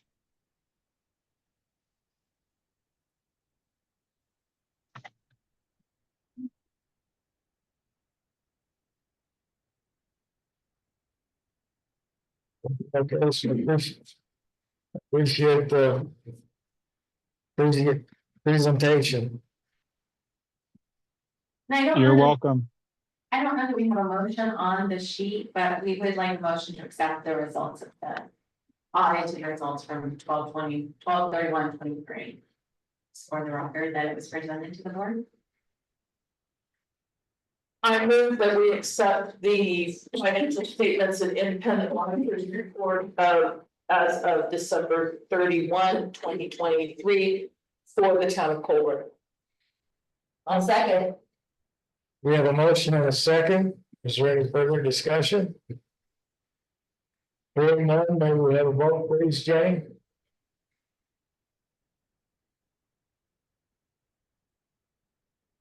Did we lose you? You're muted. She just said, oh, snap. What's the video? I'll do this one. Trustee Zenz, Yes. She's back. trustee Evans, Yes. trustee Winkleblack, Yes. trustee Price, Yes. Mayor Wilcox. Yes, Thank you. thank you. Okay, item 18. Possible approval of KLJ task order number 24/0021-05 on-call cleaning services. So, a year or so ago, a little while ago, we went under planning services with Mark Chain. Mark had some life events happen this year, and so he hasn't been able to be full-time. Right now, He's working part-time, but he has other clients. I've asked KLJ to help with mainly the planning for the possible Terrell Park subdivision. So that is what this is to continue that work. Again, if we wanted to look at after the new year, if we wanted to go out with a request for proposals for a possible new planner, we could do that then. Is this something Westwater would have been interested in doing? I don't know that they have a planning department. This is separate than engineering.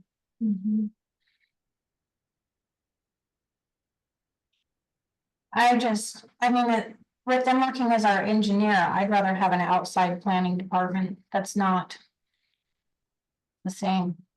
It's actually a different department, or the engineers that we use wouldn't be. It's the same company. Oh.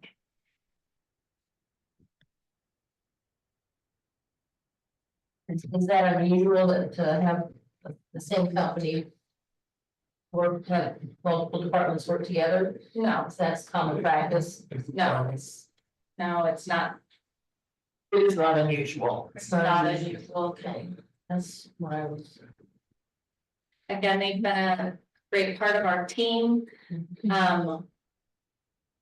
We do have some possible subdivision on the table. They've expected some reviews. So KLJ stepped in and helped with the initial. Since they know the project, it would be nice to move forward with them on this project. Again, then we could go out for a request for proposal. Okay. You have any? Comment? No. Okay, you're good.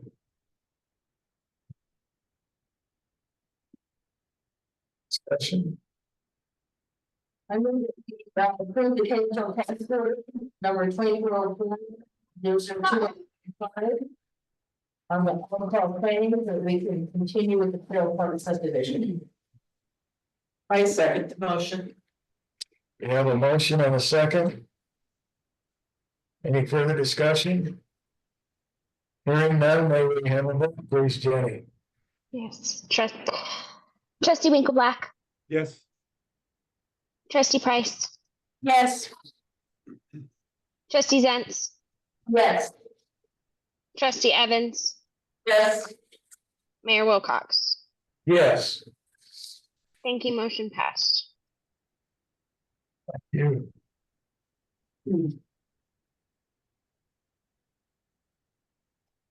Number 15, approval of the street closure permit for the town of Collbran for trunk or treat on October 31st, 2024, from 3 p.m. to 8 p.m. So this is an annual event held on Main Street. We close the road. We bring vehicles in, the kids come trick or treating down Main Street. The community brings candy, hands out candy. And we would like to close the street again for that event. I move to approve the street closure permit for the town of Collbran for trunk or treat event on October 31st, 2024, from 3 p.m. to 8 p.m. I'll second that. We have a motion and a second. Any further discussion? So if people from the community want to buy some candy and bring it to. That's what this is for. Everybody decorates their vehicles and comes in and, yeah. I mean, we've given out at the house, but we noticed last year because of the trunk or treat we wanted to put. We had a few, but not too many. So. Yep. Just. We have to see that. Donations and candy that we'd like to down to the town and you'll. Yep. Yeah, Distribute and take care of it. we gave out a lot of candy the last 2 years. It's been great. Okay. We have a motion in a second. Can we have a vote, please? Trustee Evans, Yes. Trustee Price, Yes. Trustee Zentz, Yes. trustee Winkleblack, Yes. Mayor Wilcox. Yes. Thank you. Motion passed. Item number 20, attorney update. Survey. Yes, thank you, Mayor Wilcox. I'll be quick since it's been a long meeting so far. I just wanted to briefly address the item that was removed from the agenda at the beginning of the meeting on the approval of the easement for the water tank. I didn't hear back from the county with some of the necessary information until today, so that was part of why we were unable to get that on the agenda. But now I have the information I need from the county to proceed forward, and we should have a copy of that easement for consideration soon. The second matter I wanted to address with the board, and I just want to be clear, we're not going to get into kind of specifics here, but I just wanted to bring this to the board's attention and make sure you all are aware. I received a letter a couple weeks ago during the last month from a attorney that is representing a citizen that is upset about the meeting at Vega Lodge and has indicated that they are plan to file a lawsuit to force the town to produce the recording of that executive session. Now, the main reason we conducted that discussion in executive session is because the town wanted to respect the privacy of the individuals who were being discussed during the executive session. And so it is my position at this time, and certainly my recommendation to the board, that we do not release that recording. I will say the sort of claim they're alleging is something under the open meetings law. One of the partners at my firm, Jeff Wilson, was at the Capitol when the open meetings law was written. And if there's anyone in the state of Colorado who knows the open meetings law, it's Jeff Wilson. He literally wrote the book on it. And I consulted with Jeff on this, and we don't really see how they have a cognizable claim.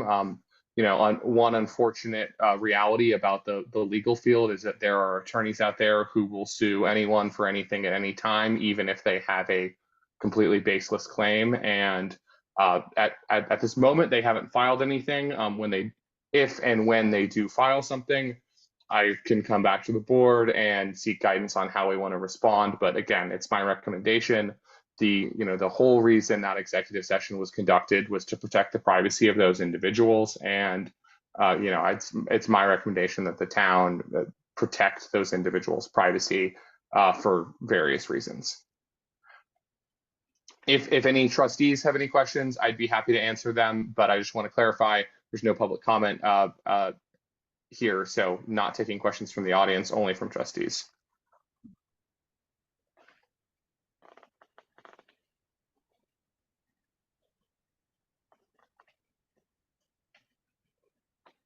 None for me. I appreciate the update. Thank you.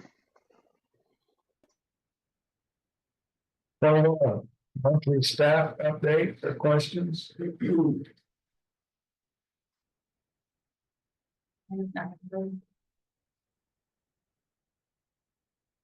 Okay. Nothing there. Trustee informational and or items for future agenda. Has there been any further discussion at the Palisade Police Department about the vehicles? I heard today that they are not going to make an offer. And so the mayor and I will continue to advertise.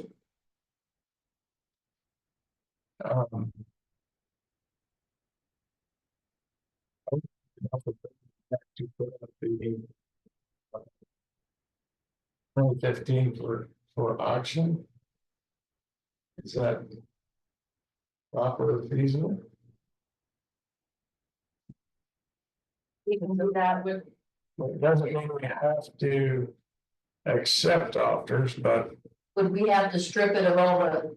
we would have to strip it, and it doesn't have to be from past experience going to roller and buying police vehicles and such.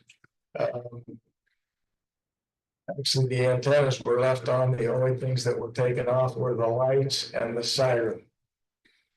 So, and those wires were just cut. And the lights removed, so it, Are you thinking we would do the auction or are we talking like the previous auction house we've used? yeah, like the previous auction house that we've used, but with. If there's a number that comes back so well, we don't have to accept it. We can maybe look at something else. So have a reserve on it. Yeah, have a reserve. Is there a website for police vehicles? Then we don't have to strip it?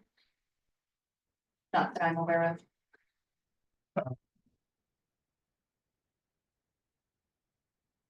Yeah, the only other thing that I've seen is I've seen them on eBay, for different states, different cities. And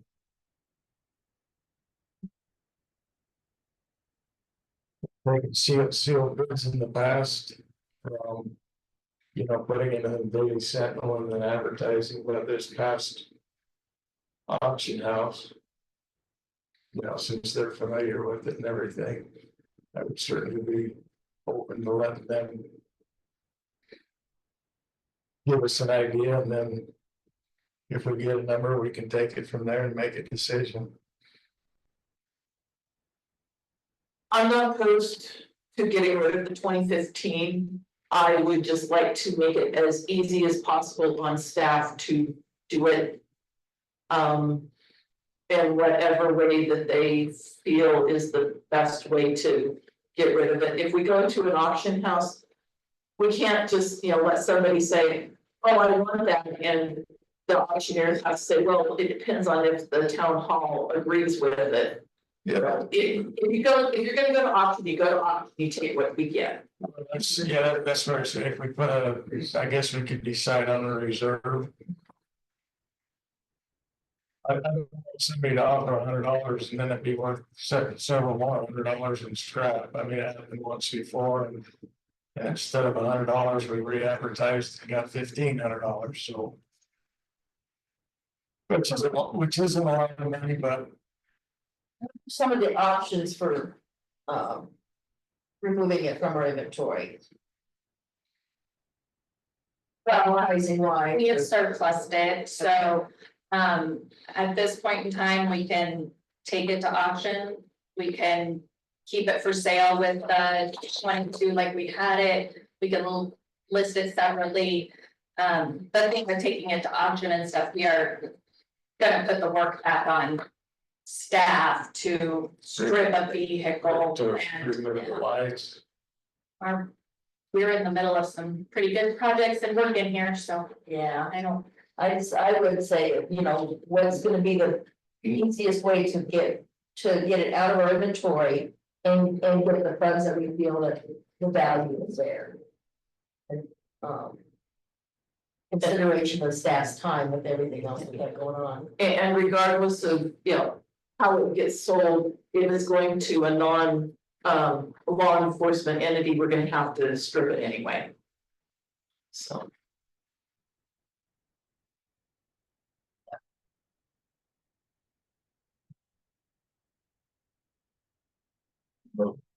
Yes, sir. I believe roller auction would have the expertise for moving that, since they saw a lot from North Nevada and Aurora. I don't think of the city of Denver, but Yeah, they do a lot of government entities for the eastern slope, and actually that's where all of the fleet vehicles for the phone company went. mine. Yeah, so when we were with the phone company, I would think they might have their piece of staff. I don't know what it would cost for the transport fee, but roller auction, actually, they would have a idea of what it would bring because they've sold thousands and thousands of them. And they do actually, some of them, they will go ahead and, I mean, whether it's a motorcycle, a car, whatever. If something's had multiple problems, they will put that right on the windshield. Sometimes they put tow away. And other times they'll put the known, electrical problems or whatever. But they would definitely give staff an idea of what it might bring at auction. I don't know what their percentages are for listing anymore, but there's a buyer's fee and a seller's fee. And it's something that they do every day. They do charge extra if you do a reserve also. So, but where they have handled thousands and thousands of them, I wouldn't have a problem not putting a reserve on them. If you want to contact them and ask. Maybe research that compared to advertising it, what we can get. Right. This company might have a lead for an auction place to sell police vehicles too, for auctions. I can look into it.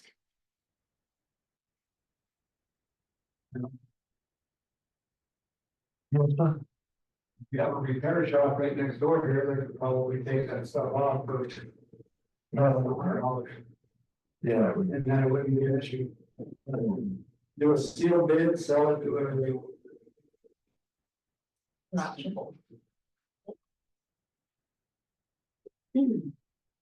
yeah, that would be fine too.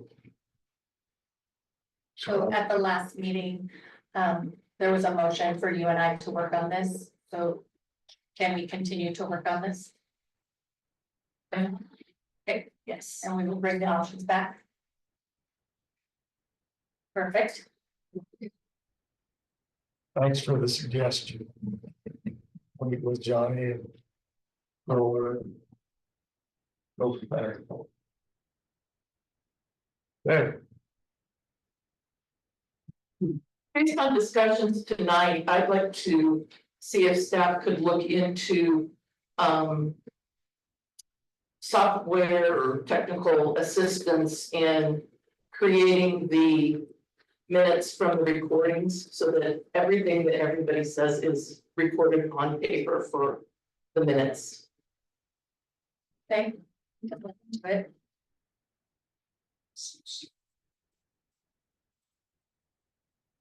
So actual transcribing. Yes. Okay.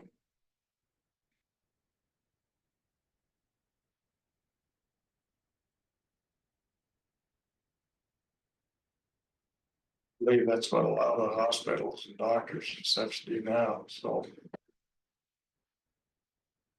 It would probably simplify things in the long run, save us some time.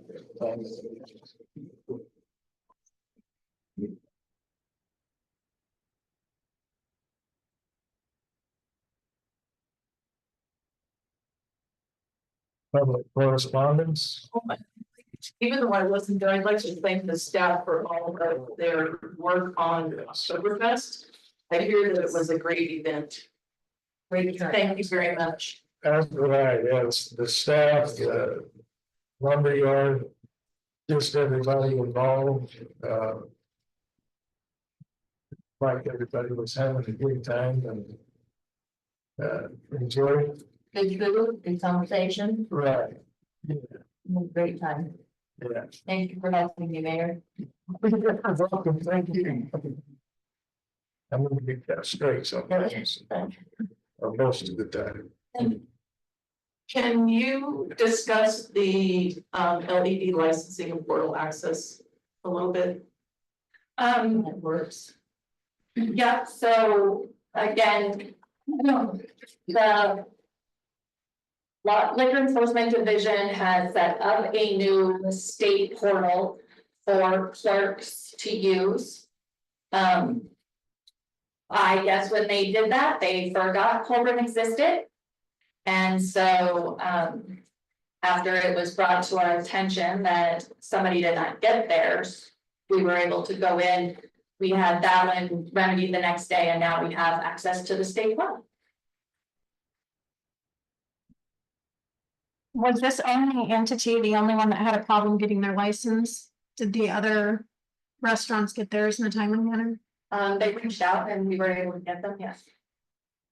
So then you did have access to the portal when they reached out to you? No, Okay, when Brandy just reached out right. and I believe Jenny, did you get it? Did you get Brandy's through the portal? I did get Brandy's through the portal. So for the past couple of years, the LED has actually been sending all licenses to me directly. It has just been this year that they integrated the portal and they did stop sending them direct to me. So I'm talking about the other people that made their request around the same time as Main Street Liquors. So there are 4 liquor license holders. There's Main Street Liquors, Mountain High Pie, Brandy's, and the Cafe. All of them have received their liquor licenses within the appropriate amount of time, except for Main Street Liquors, and it was due to the portal issue. We were not given any kind of correspondence regarding the liquor license portal or how to onboard it. I had to reach out to the state earlier in the month, or excuse me, I reached out to the state on the 12th of September. And that is when I was told and informed that the town of Collbran didn't even have a case file for the portal and that I would be hearing from LED staff the next week. On the 18th, I did hear from that staff and I was granted access. Okay. I was just curious why the other ones didn't get held up in the portal. Because the portal is extremely new and the licenses were sent direct to me before that. Okay, because Monica applied for her license a month after Ed, or 2 months after. All license holders have their licenses. So it's pretty much just a transitional thing, and then now we know what to do in the future. Yep. Thank you.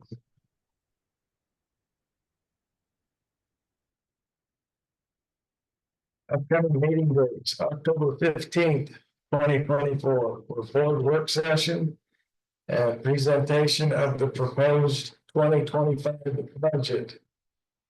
A, and then B is November 5th, 2024, for the regular meeting and possible work session. So, let's see, okay. Upcoming meetings. And then we have adjournment, item number 25, so I will entertain a motion. I move we adjourn. I will second it. Any vote, Jenny?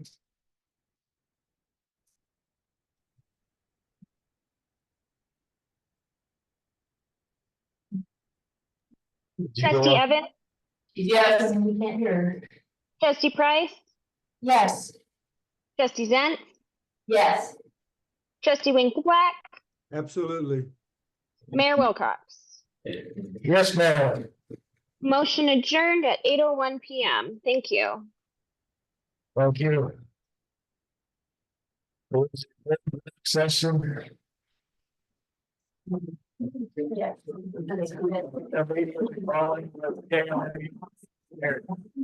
They are on.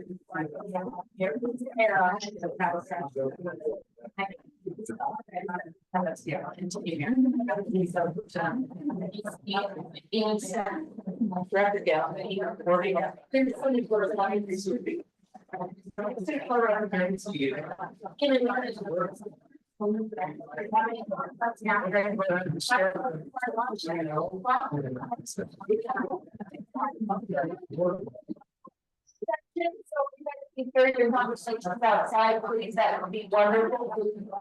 To speak. Thank you, Lorraine. Have a good night. Thank you. It's about the KI engineering water and wastewater capacity study. If you get a season, and see the next, we have Paloma Wilson from okay with us, and Jason is on the student. Great. To Paloma. Here, Jason. Can you hear me okay, Jason? You're muted. Yeah, I've been riding mute this whole time, so I forgot how it worked. Thank you guys for coming. Yeah, thanks, Mayor and the board for letting us present you all tonight. I know it's been a long evening, but hopefully we can hit all the high points, answer all your questions, and we can all get out of here pretty quick. So.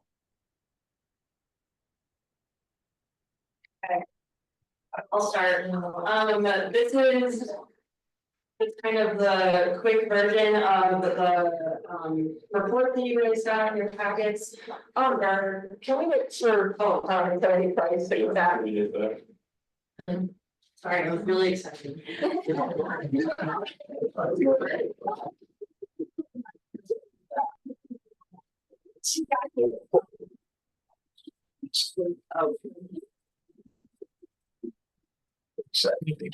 Get it done and get rid of it.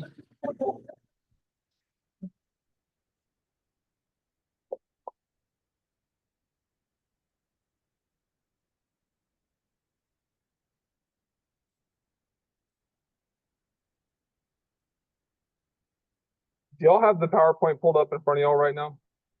Yeah, yes, yeah. Can you share that screen with us online? If you don't mind.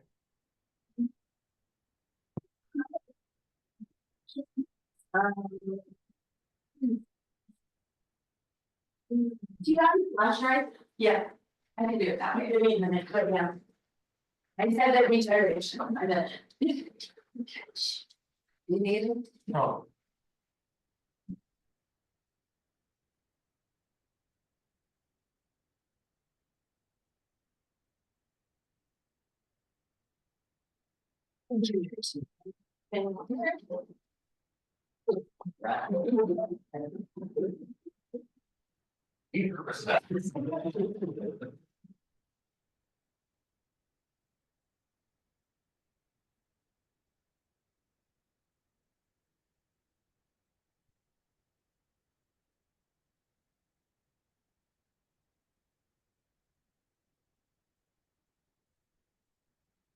Yeah, powerful beast.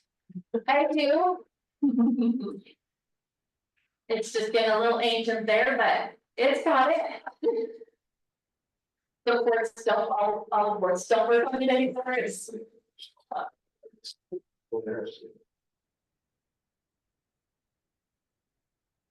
So Jason, I'm gonna make you a co-host. I'm going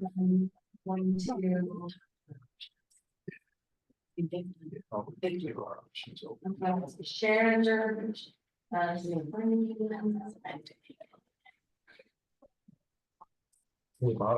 It's not that much about it.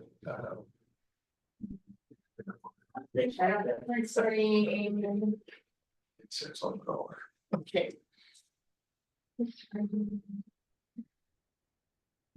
Now we're cooking with diesel. Hey, can you drive? I need to start, I gotta start a slideshow here. From the beginning. From the beginning. Request remote control. I think I can do that.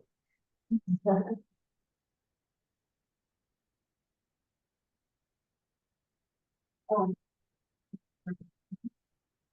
All right, do we jump ahead there? Maybe. Come on.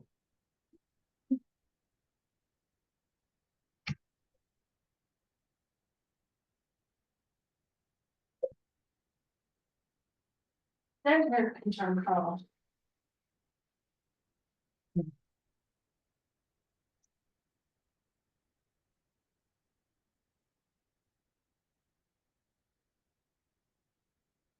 Can you drive?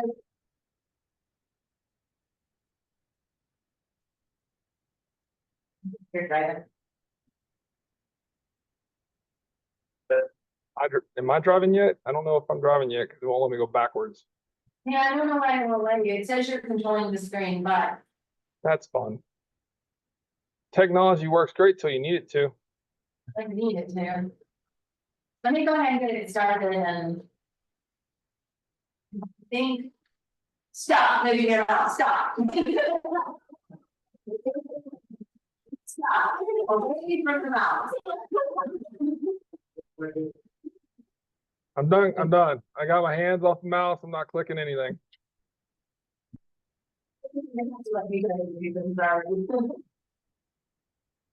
Can you see the screen now?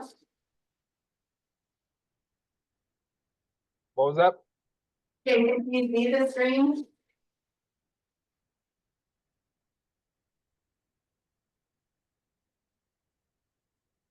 All right, I can't do anything on this side. That's fun. Paloma, you should just steal her mouse and just operate her mouse. Or is she working off of a keyboard? You can use that. Just, yeah. I'll tell you when to switch slides. Okay, well, you're really gonna tell me when to switch slides. Jason, can you see the screen or? I can see what slide. I can see what slide we're on. Oh, okay. Good, yeah. So this is a summary of the water and wastewater analysis that we did for the town. In regards to adding the school on and possibly the development, housing development. Just a quick run through, oh, sorry, just a quick run through of these, and then I'll kind of get through some of the, I feel like, important exhibits, and then we can open it up to questions either during or after is fine. The model development started with the GIS line work from a past consultant that the town had. It was modeled using our software sewer jams. We followed Colorado Department of Health and Environment flows to use different and assumed flow values for every single family home, business, school, job corps, all that kind of stuff. A lot of our assumptions are in the appendix of the full report. If you want to know specifics of what we assume for what property will say. Key findings from the wastewater model was that a lot of the velocities were below 2 feet per second, and the 2 feet per second comes from the CDPHE criteria. They want that 2 feet so that nothing settles out and sits, clogs, and creates a problem. A lot of it was below that, but for older towns, that's really common, considering just there's not a lot of flow in the lines to begin with. And that kind of goes into the second bullet of the key findings, was that the lines are just oversized. And so again, pretty common for an older small town to have. Nothing super shocking. As far as the lift station evaluation, we also evaluated the lift station under the, we evaluated the lift station that Plateau Valley School is putting in due to the new school system. Also looked at that against CDPHE criteria, and it's in the state. Key findings overall is that the velocities with less than 2 feet per second will require more maintenance. If they do get clogged, if something happens, they'll have to be washed out or CCTV to figure out what the issues are moving forward. Jason, did I miss anything? No, you nailed it. Okay, so this is also in your packet, but if let's say this is an existing peak hour velocity, so we're saying right now today this is the worst case scenario for the flow rates going through the pipe. Green is everything above 2 feet per second, which makes sense for most of the main lines and the trunks where it collects everything, and some of the laterals going into the single family parts of town are below 2 feet per second. If you want to go to the next one. This is the future, assuming that the development has been done. I believe there is 2 pipes that get into the 2 feet per second range, which is actually where we want them to be, but overall, not a lot changes if you go back and forth really quick. Oh, back and just kidding.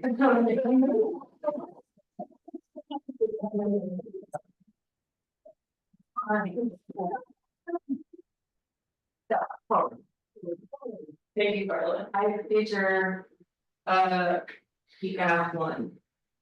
The purple one. Yeah. So this is our pipe capacity. Again, kind of reflects in a different way using different numbers, what the velocity was in the other 2 examples. The percentage of pipe capacity. Pipes are more full near the wastewater treatment plant, less full near single family houses. I think the max capacity even near the treatment plant was 49%. So still room for growth there. So I'll add a comment here that we did compare this from when we did the PER for the wastewater plant. We compared those peak demand flows that they were seeing there with the values used from CDPHE, and it's actually more conservative with the CDPHE values than what the town is actually doing, which is good for the pipe capacity of the system. So what you're seeing is basically your system's good based on CDPHE, but the fact is it's actually a little bit less capacity being used in those lines by actual flows going to the plant, if that makes sense.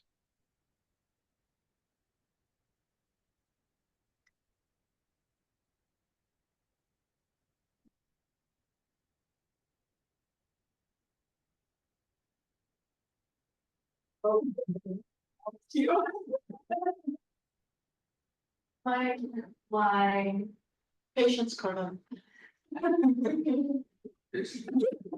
No, give me a word now, I'm sorry. I'll take that. Okay, we'll just go die. That or another, that one more. There you go, okay. Okay, so this is just again, change the velocity. Not to hammer this home, but there's not a lot of change in velocity. So velocity will also change going through to the main line into the water treatment plant. Again, that was still fine. Not a lot of change around town near the homes. Laterals. Okay, next. Okay, so here on is all water related. This water development was used from an existing or the previous consultant under the town. We're not starting from scratch here. We used historic flow data from 2010 to 2024 and really dove deep into this model and cleaned it up so that we could get something that was reliable. Part of this was to do fire hydrant testing to calibrate the model to make sure that what we have in real life matches what we have in model. We tested 12 hydrants over the span of 2 days. And we discovered through that we had mismatching flows between the model and I'll call it real life near the Mesa County shop. And kind of that whole side of town with the job for, we narrowed it down to a malfunctioning valve and airbag right at the entrance to town at that high point right near the vet clinic. And during the scenario evaluation, we evaluated current, proposed, and fire flow. Key findings here were large discrepancy with the model, like I said, west of town, near the job or county shop where the school is. And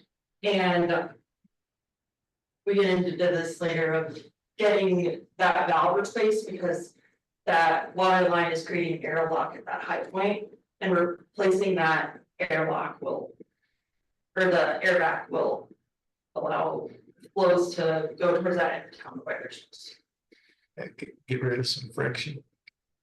Yeah. Yeah, it's an increase in head loss in the system because it creates the air bubble in the line. Right. The other key finding was, plan replacement early 2025.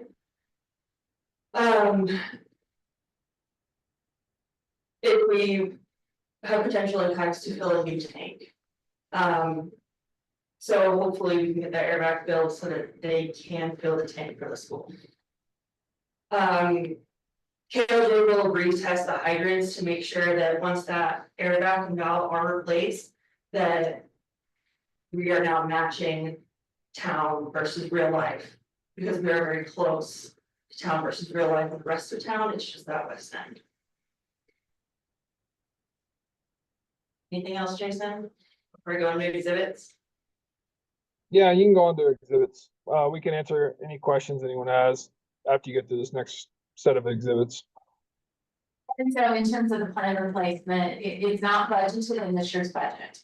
It is also not an emergency, so we bring it to you as part of the 2025 budget. But we would like to go ahead and bid it out before the year ends, because that's when you get your best pricing with asking them to mobilize in early spring next year. So that's where we're at, not in terms of when we're replacing it.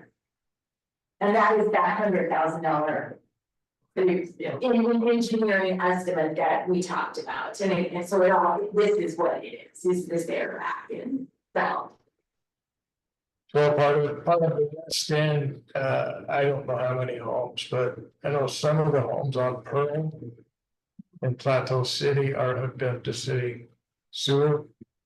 Yes. But I don't know that all of them are, so.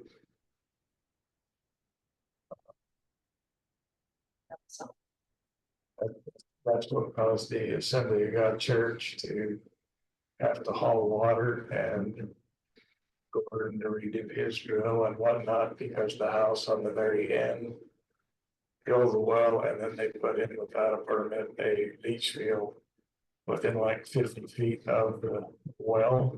That's the whole aquifer that goes, which goes right past your place. So fortunately, they got hammered a bit, the property owners, and they had the whole water and put in an external commode until it was hooked up to the city sewer. So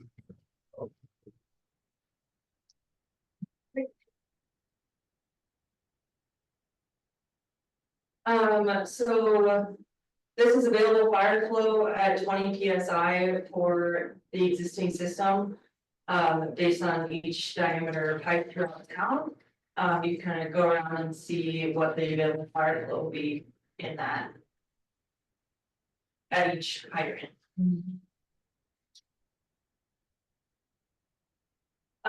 So this is assuming that there's a demand and a 10-inch water line and a tank down at the school. What kind of pressures throughout town will have, but based on each junction. So you can see there the junctions in red, which are up by the park, are less than 35, between 35 and 80, and between 80 and 100 PSI. So on this one, what I'd like to note for the board is you see on the far west end, it says 31 is the PSI. That is not what we actually measured when we fire flowed that hydrant. We actually measured anywhere from 4 to 10 PSI, and that's why there's a massive discrepancy on why we're doing this project. We also checked the fire hydrants in the Job Corp area in the hospital and had a very similar situation. So that's what kind of led us to having this basically head loss occurrence at the air vac, where there's a very steep line coming in and leaving. So.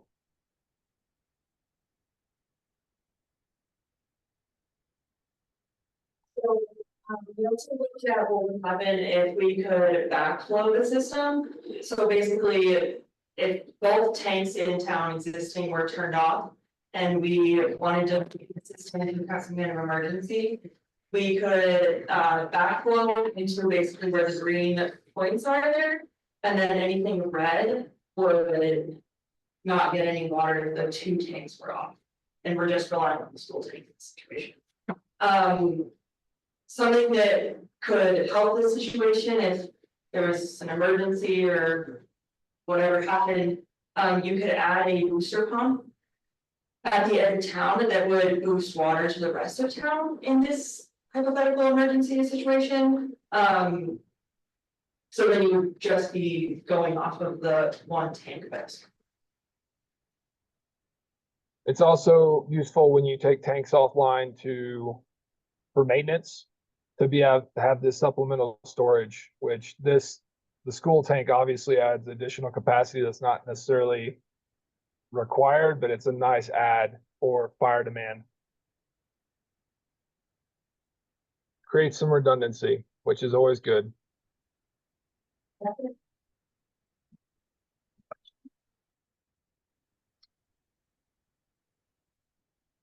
The exception of this repair that we have to make up by the clinic. Or by the vet clinic. Our system should be able to handle the new school. And the new development. With what we have. With the exception of the one item. Yes. That's what we're budgeting for, is the replacement valve. That's okay. So we are installing new valves as well, because you cannot isolate that part of town where that air vac is currently located. There's no way to isolate that line. So part of that air vac location will be an isolation valve, which is standard in CDPHE's criteria that you have these every so often. And so by putting in this isolation valve, it allows us to do work on the line instead of draining all of town to do work on the line, which we thought was it's a worthwhile opportunity when you have this trench open to do all this work at once, because it's adjacent to the high point. And then the second mechanically frozen valve that you would isolate with down by I call it the clinic hospital area, is, from all we could tell, partially open, but we can't, and Mike, correct me if I'm wrong, if you're still sitting there, we couldn't get that thing to turn at all, but we know it's flowing water because obviously they're getting service over there.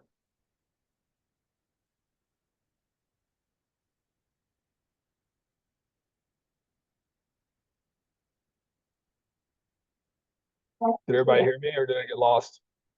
But this is the estimate for those replacements, is actually 80,000, my mistake, so. It's 80,000 now. So possibly because that valve is stuck is why the water in the older part. Auspices and whatnot. That may be why it tastes worse there than it does. Well, so what I'll tell you in smaller communities that I've worked in, when you have one directional flow, i.e. you've always had it coming from the water treatment plant and then you added the secondary tank and same thing, your water's flowing in one direction. And so what you end up getting is a lot of tuberculation in the line, even if you have super clean water, which the town does. That does happen over time. So that's where some of that taste comes from. But if we were to get the school tank online, install a booster, you could actually start doing flushing projects to help remove that tuberculation from the existing lines and actually help clean up some of those head losses that are occurring from that. Plus it improves water quality.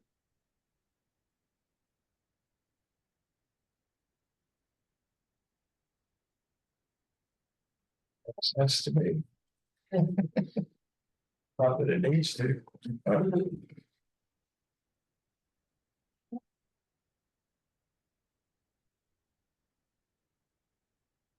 And included in your work session packet was the memo from Respect. And we did go through DOLA to get a technical memo from an outside entity to review our capital improvement plan, where we were on everything, and to give us an analysis of our making sure we're going down the right roads, making sure we have projects lined up correctly, and that's in there. You can read it, but they completely agree that we've got the right things going on.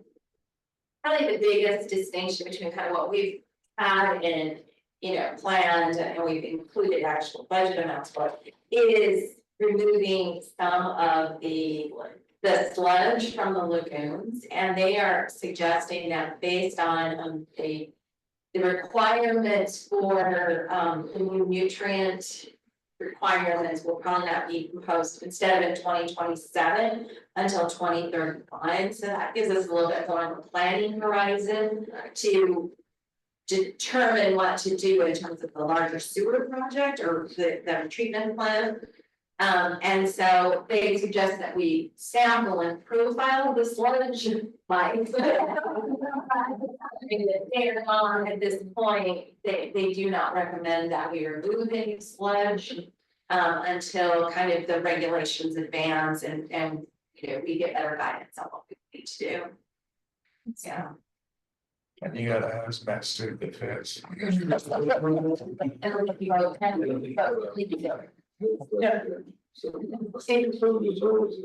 Yeah. I think that we keep kicking the can down the road, but it's definitely the best solution at this time because it does not make sense to put out a bunch of money when we don't know what the requirements are.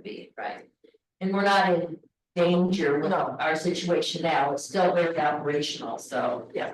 And there's new chemicals that are coming out, yearly that are gonna help us with some of the problems we've been having. We haven't tried it yet, and I just found them actually, so we're gonna look into those too. No, extend the life where we're at. Yeah, kind of gotta be, so. Put some bunches in there and let it eat it. Yeah, Right. yeah. Now, Using everything we can, and we have got us drop. Not so much it doesn't disappear, it consolidates it inside the there. Right. So we'll go out and vote with their sludge judge and we'll test it. Yeah. So if you guys want to come out that day. It is check out those. super messy and it's outdated.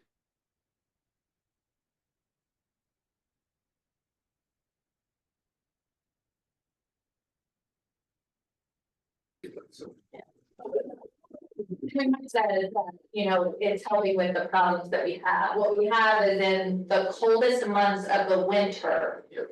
We hit some levels, we get closer to the levels that we don't want to be at with ammonia. it's our problem, and I just found a chemical.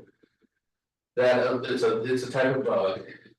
And it's not really a bug, it's an enzyme, but that will kind of stay active down to 20 below. And so, at those times of years, they don't know we kind of rebuild them. But I'm hoping, I haven't got to talk to Kurt about this much, that maybe we can try it and if I put it in, I'd say December, maybe a little bit earlier, if we decide to. And then we can kind of see, that's our biggest problem. And so we get that under control, and then that will buy us more time to kind of make the right decision. There hasn't been any problems with any beaver dams backing up the creek to lagoons. Yeah, I don't think we, A couple of years ago. other things are helping us out that one's here, so. We did have one that was kind of close, but Right. high water, it'll be that worse, so. But we paid them, kind of have to, but they're pretty good shape. And didn't you say Tobacco's experimenting with some sort of polymer that sucks the moisture out of the sludge and so then instead of the long extended drying period, you can mix this in and then you can dispose of it as dry waste instead of liquid waste. So the block is working with that right now. So we actually have, these guys come up with lots of ideas. They have their specialists and they love getting in and playing with all the stuff. So one of the things that we had talked about before too is that new things come down the pipe all the time and from overseas, and sometimes what they look for is small communities to bring those in and try them, and so test them out, and then sometimes that happens at lesser price to us, that sort of thing. So again, we are continuously staying on top of that and. You know, these guys are, we have Paloma right here, so she gets to be here a little more often, but so they're continuously working on that too. So sometimes there's options like that pop up, so we'll be working on that. So the stuff that helps do that, is that injected through the aerators to get it through the. I think you actually, then once you take it out, so you. Once you take it out, Yeah. it has to be kind of Mixed in. turned and. Yeah. So we go back kind of to that third cell thing, So, and we do the mixing there. Right. you have to mix it anyway, you know, you let it set for, let's say, a year, I don't know. You actually, the water that's coming off that, you actually pump back into the plant to process it again. But I said, and I don't know exactly, so I've never done this yet, but ever so often you have to mix that up to, you know, to dry it out. And I think this product will help that situation where we wouldn't have to mix it monthly or, you know, As much. Yep. And then we can haul off the dry material instead of hauling off the way to the water to factory like that. Yeah, that's where it waits at. It's really expensive.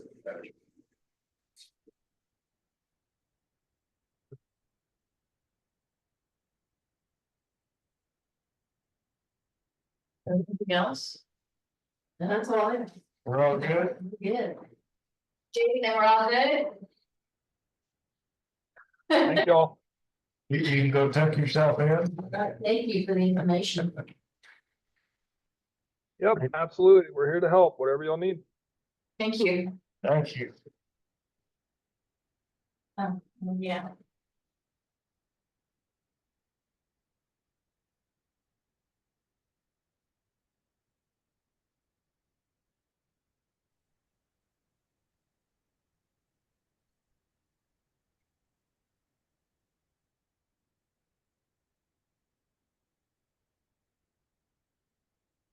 And Gary, if that was hard to hear, we could go over that or any parts of it.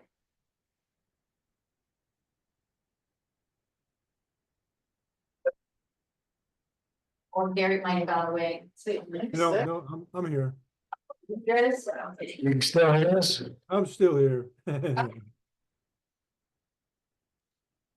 right.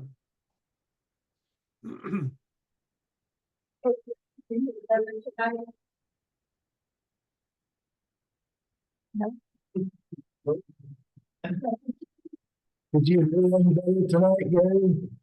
Pardon me? You still need some more volume out there, huh? Yeah, it's kind of echoey, you know, it's like, yeah. I can hear a little bit better, but just kind of like an echo. I guess it's the acoustics of the room. You can probably hear me better than I can hear you. Yeah. Try a set of headphones like the attorney does if you can stand to wear them. All right. Well, I'll be Thanks. back in town in 11 days. I'll see you all then. Thanks, Gary. Be safe. All right.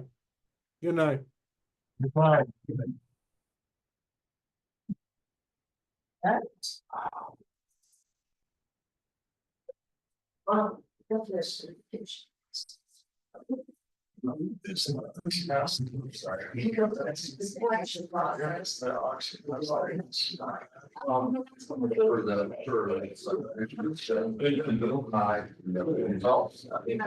My head.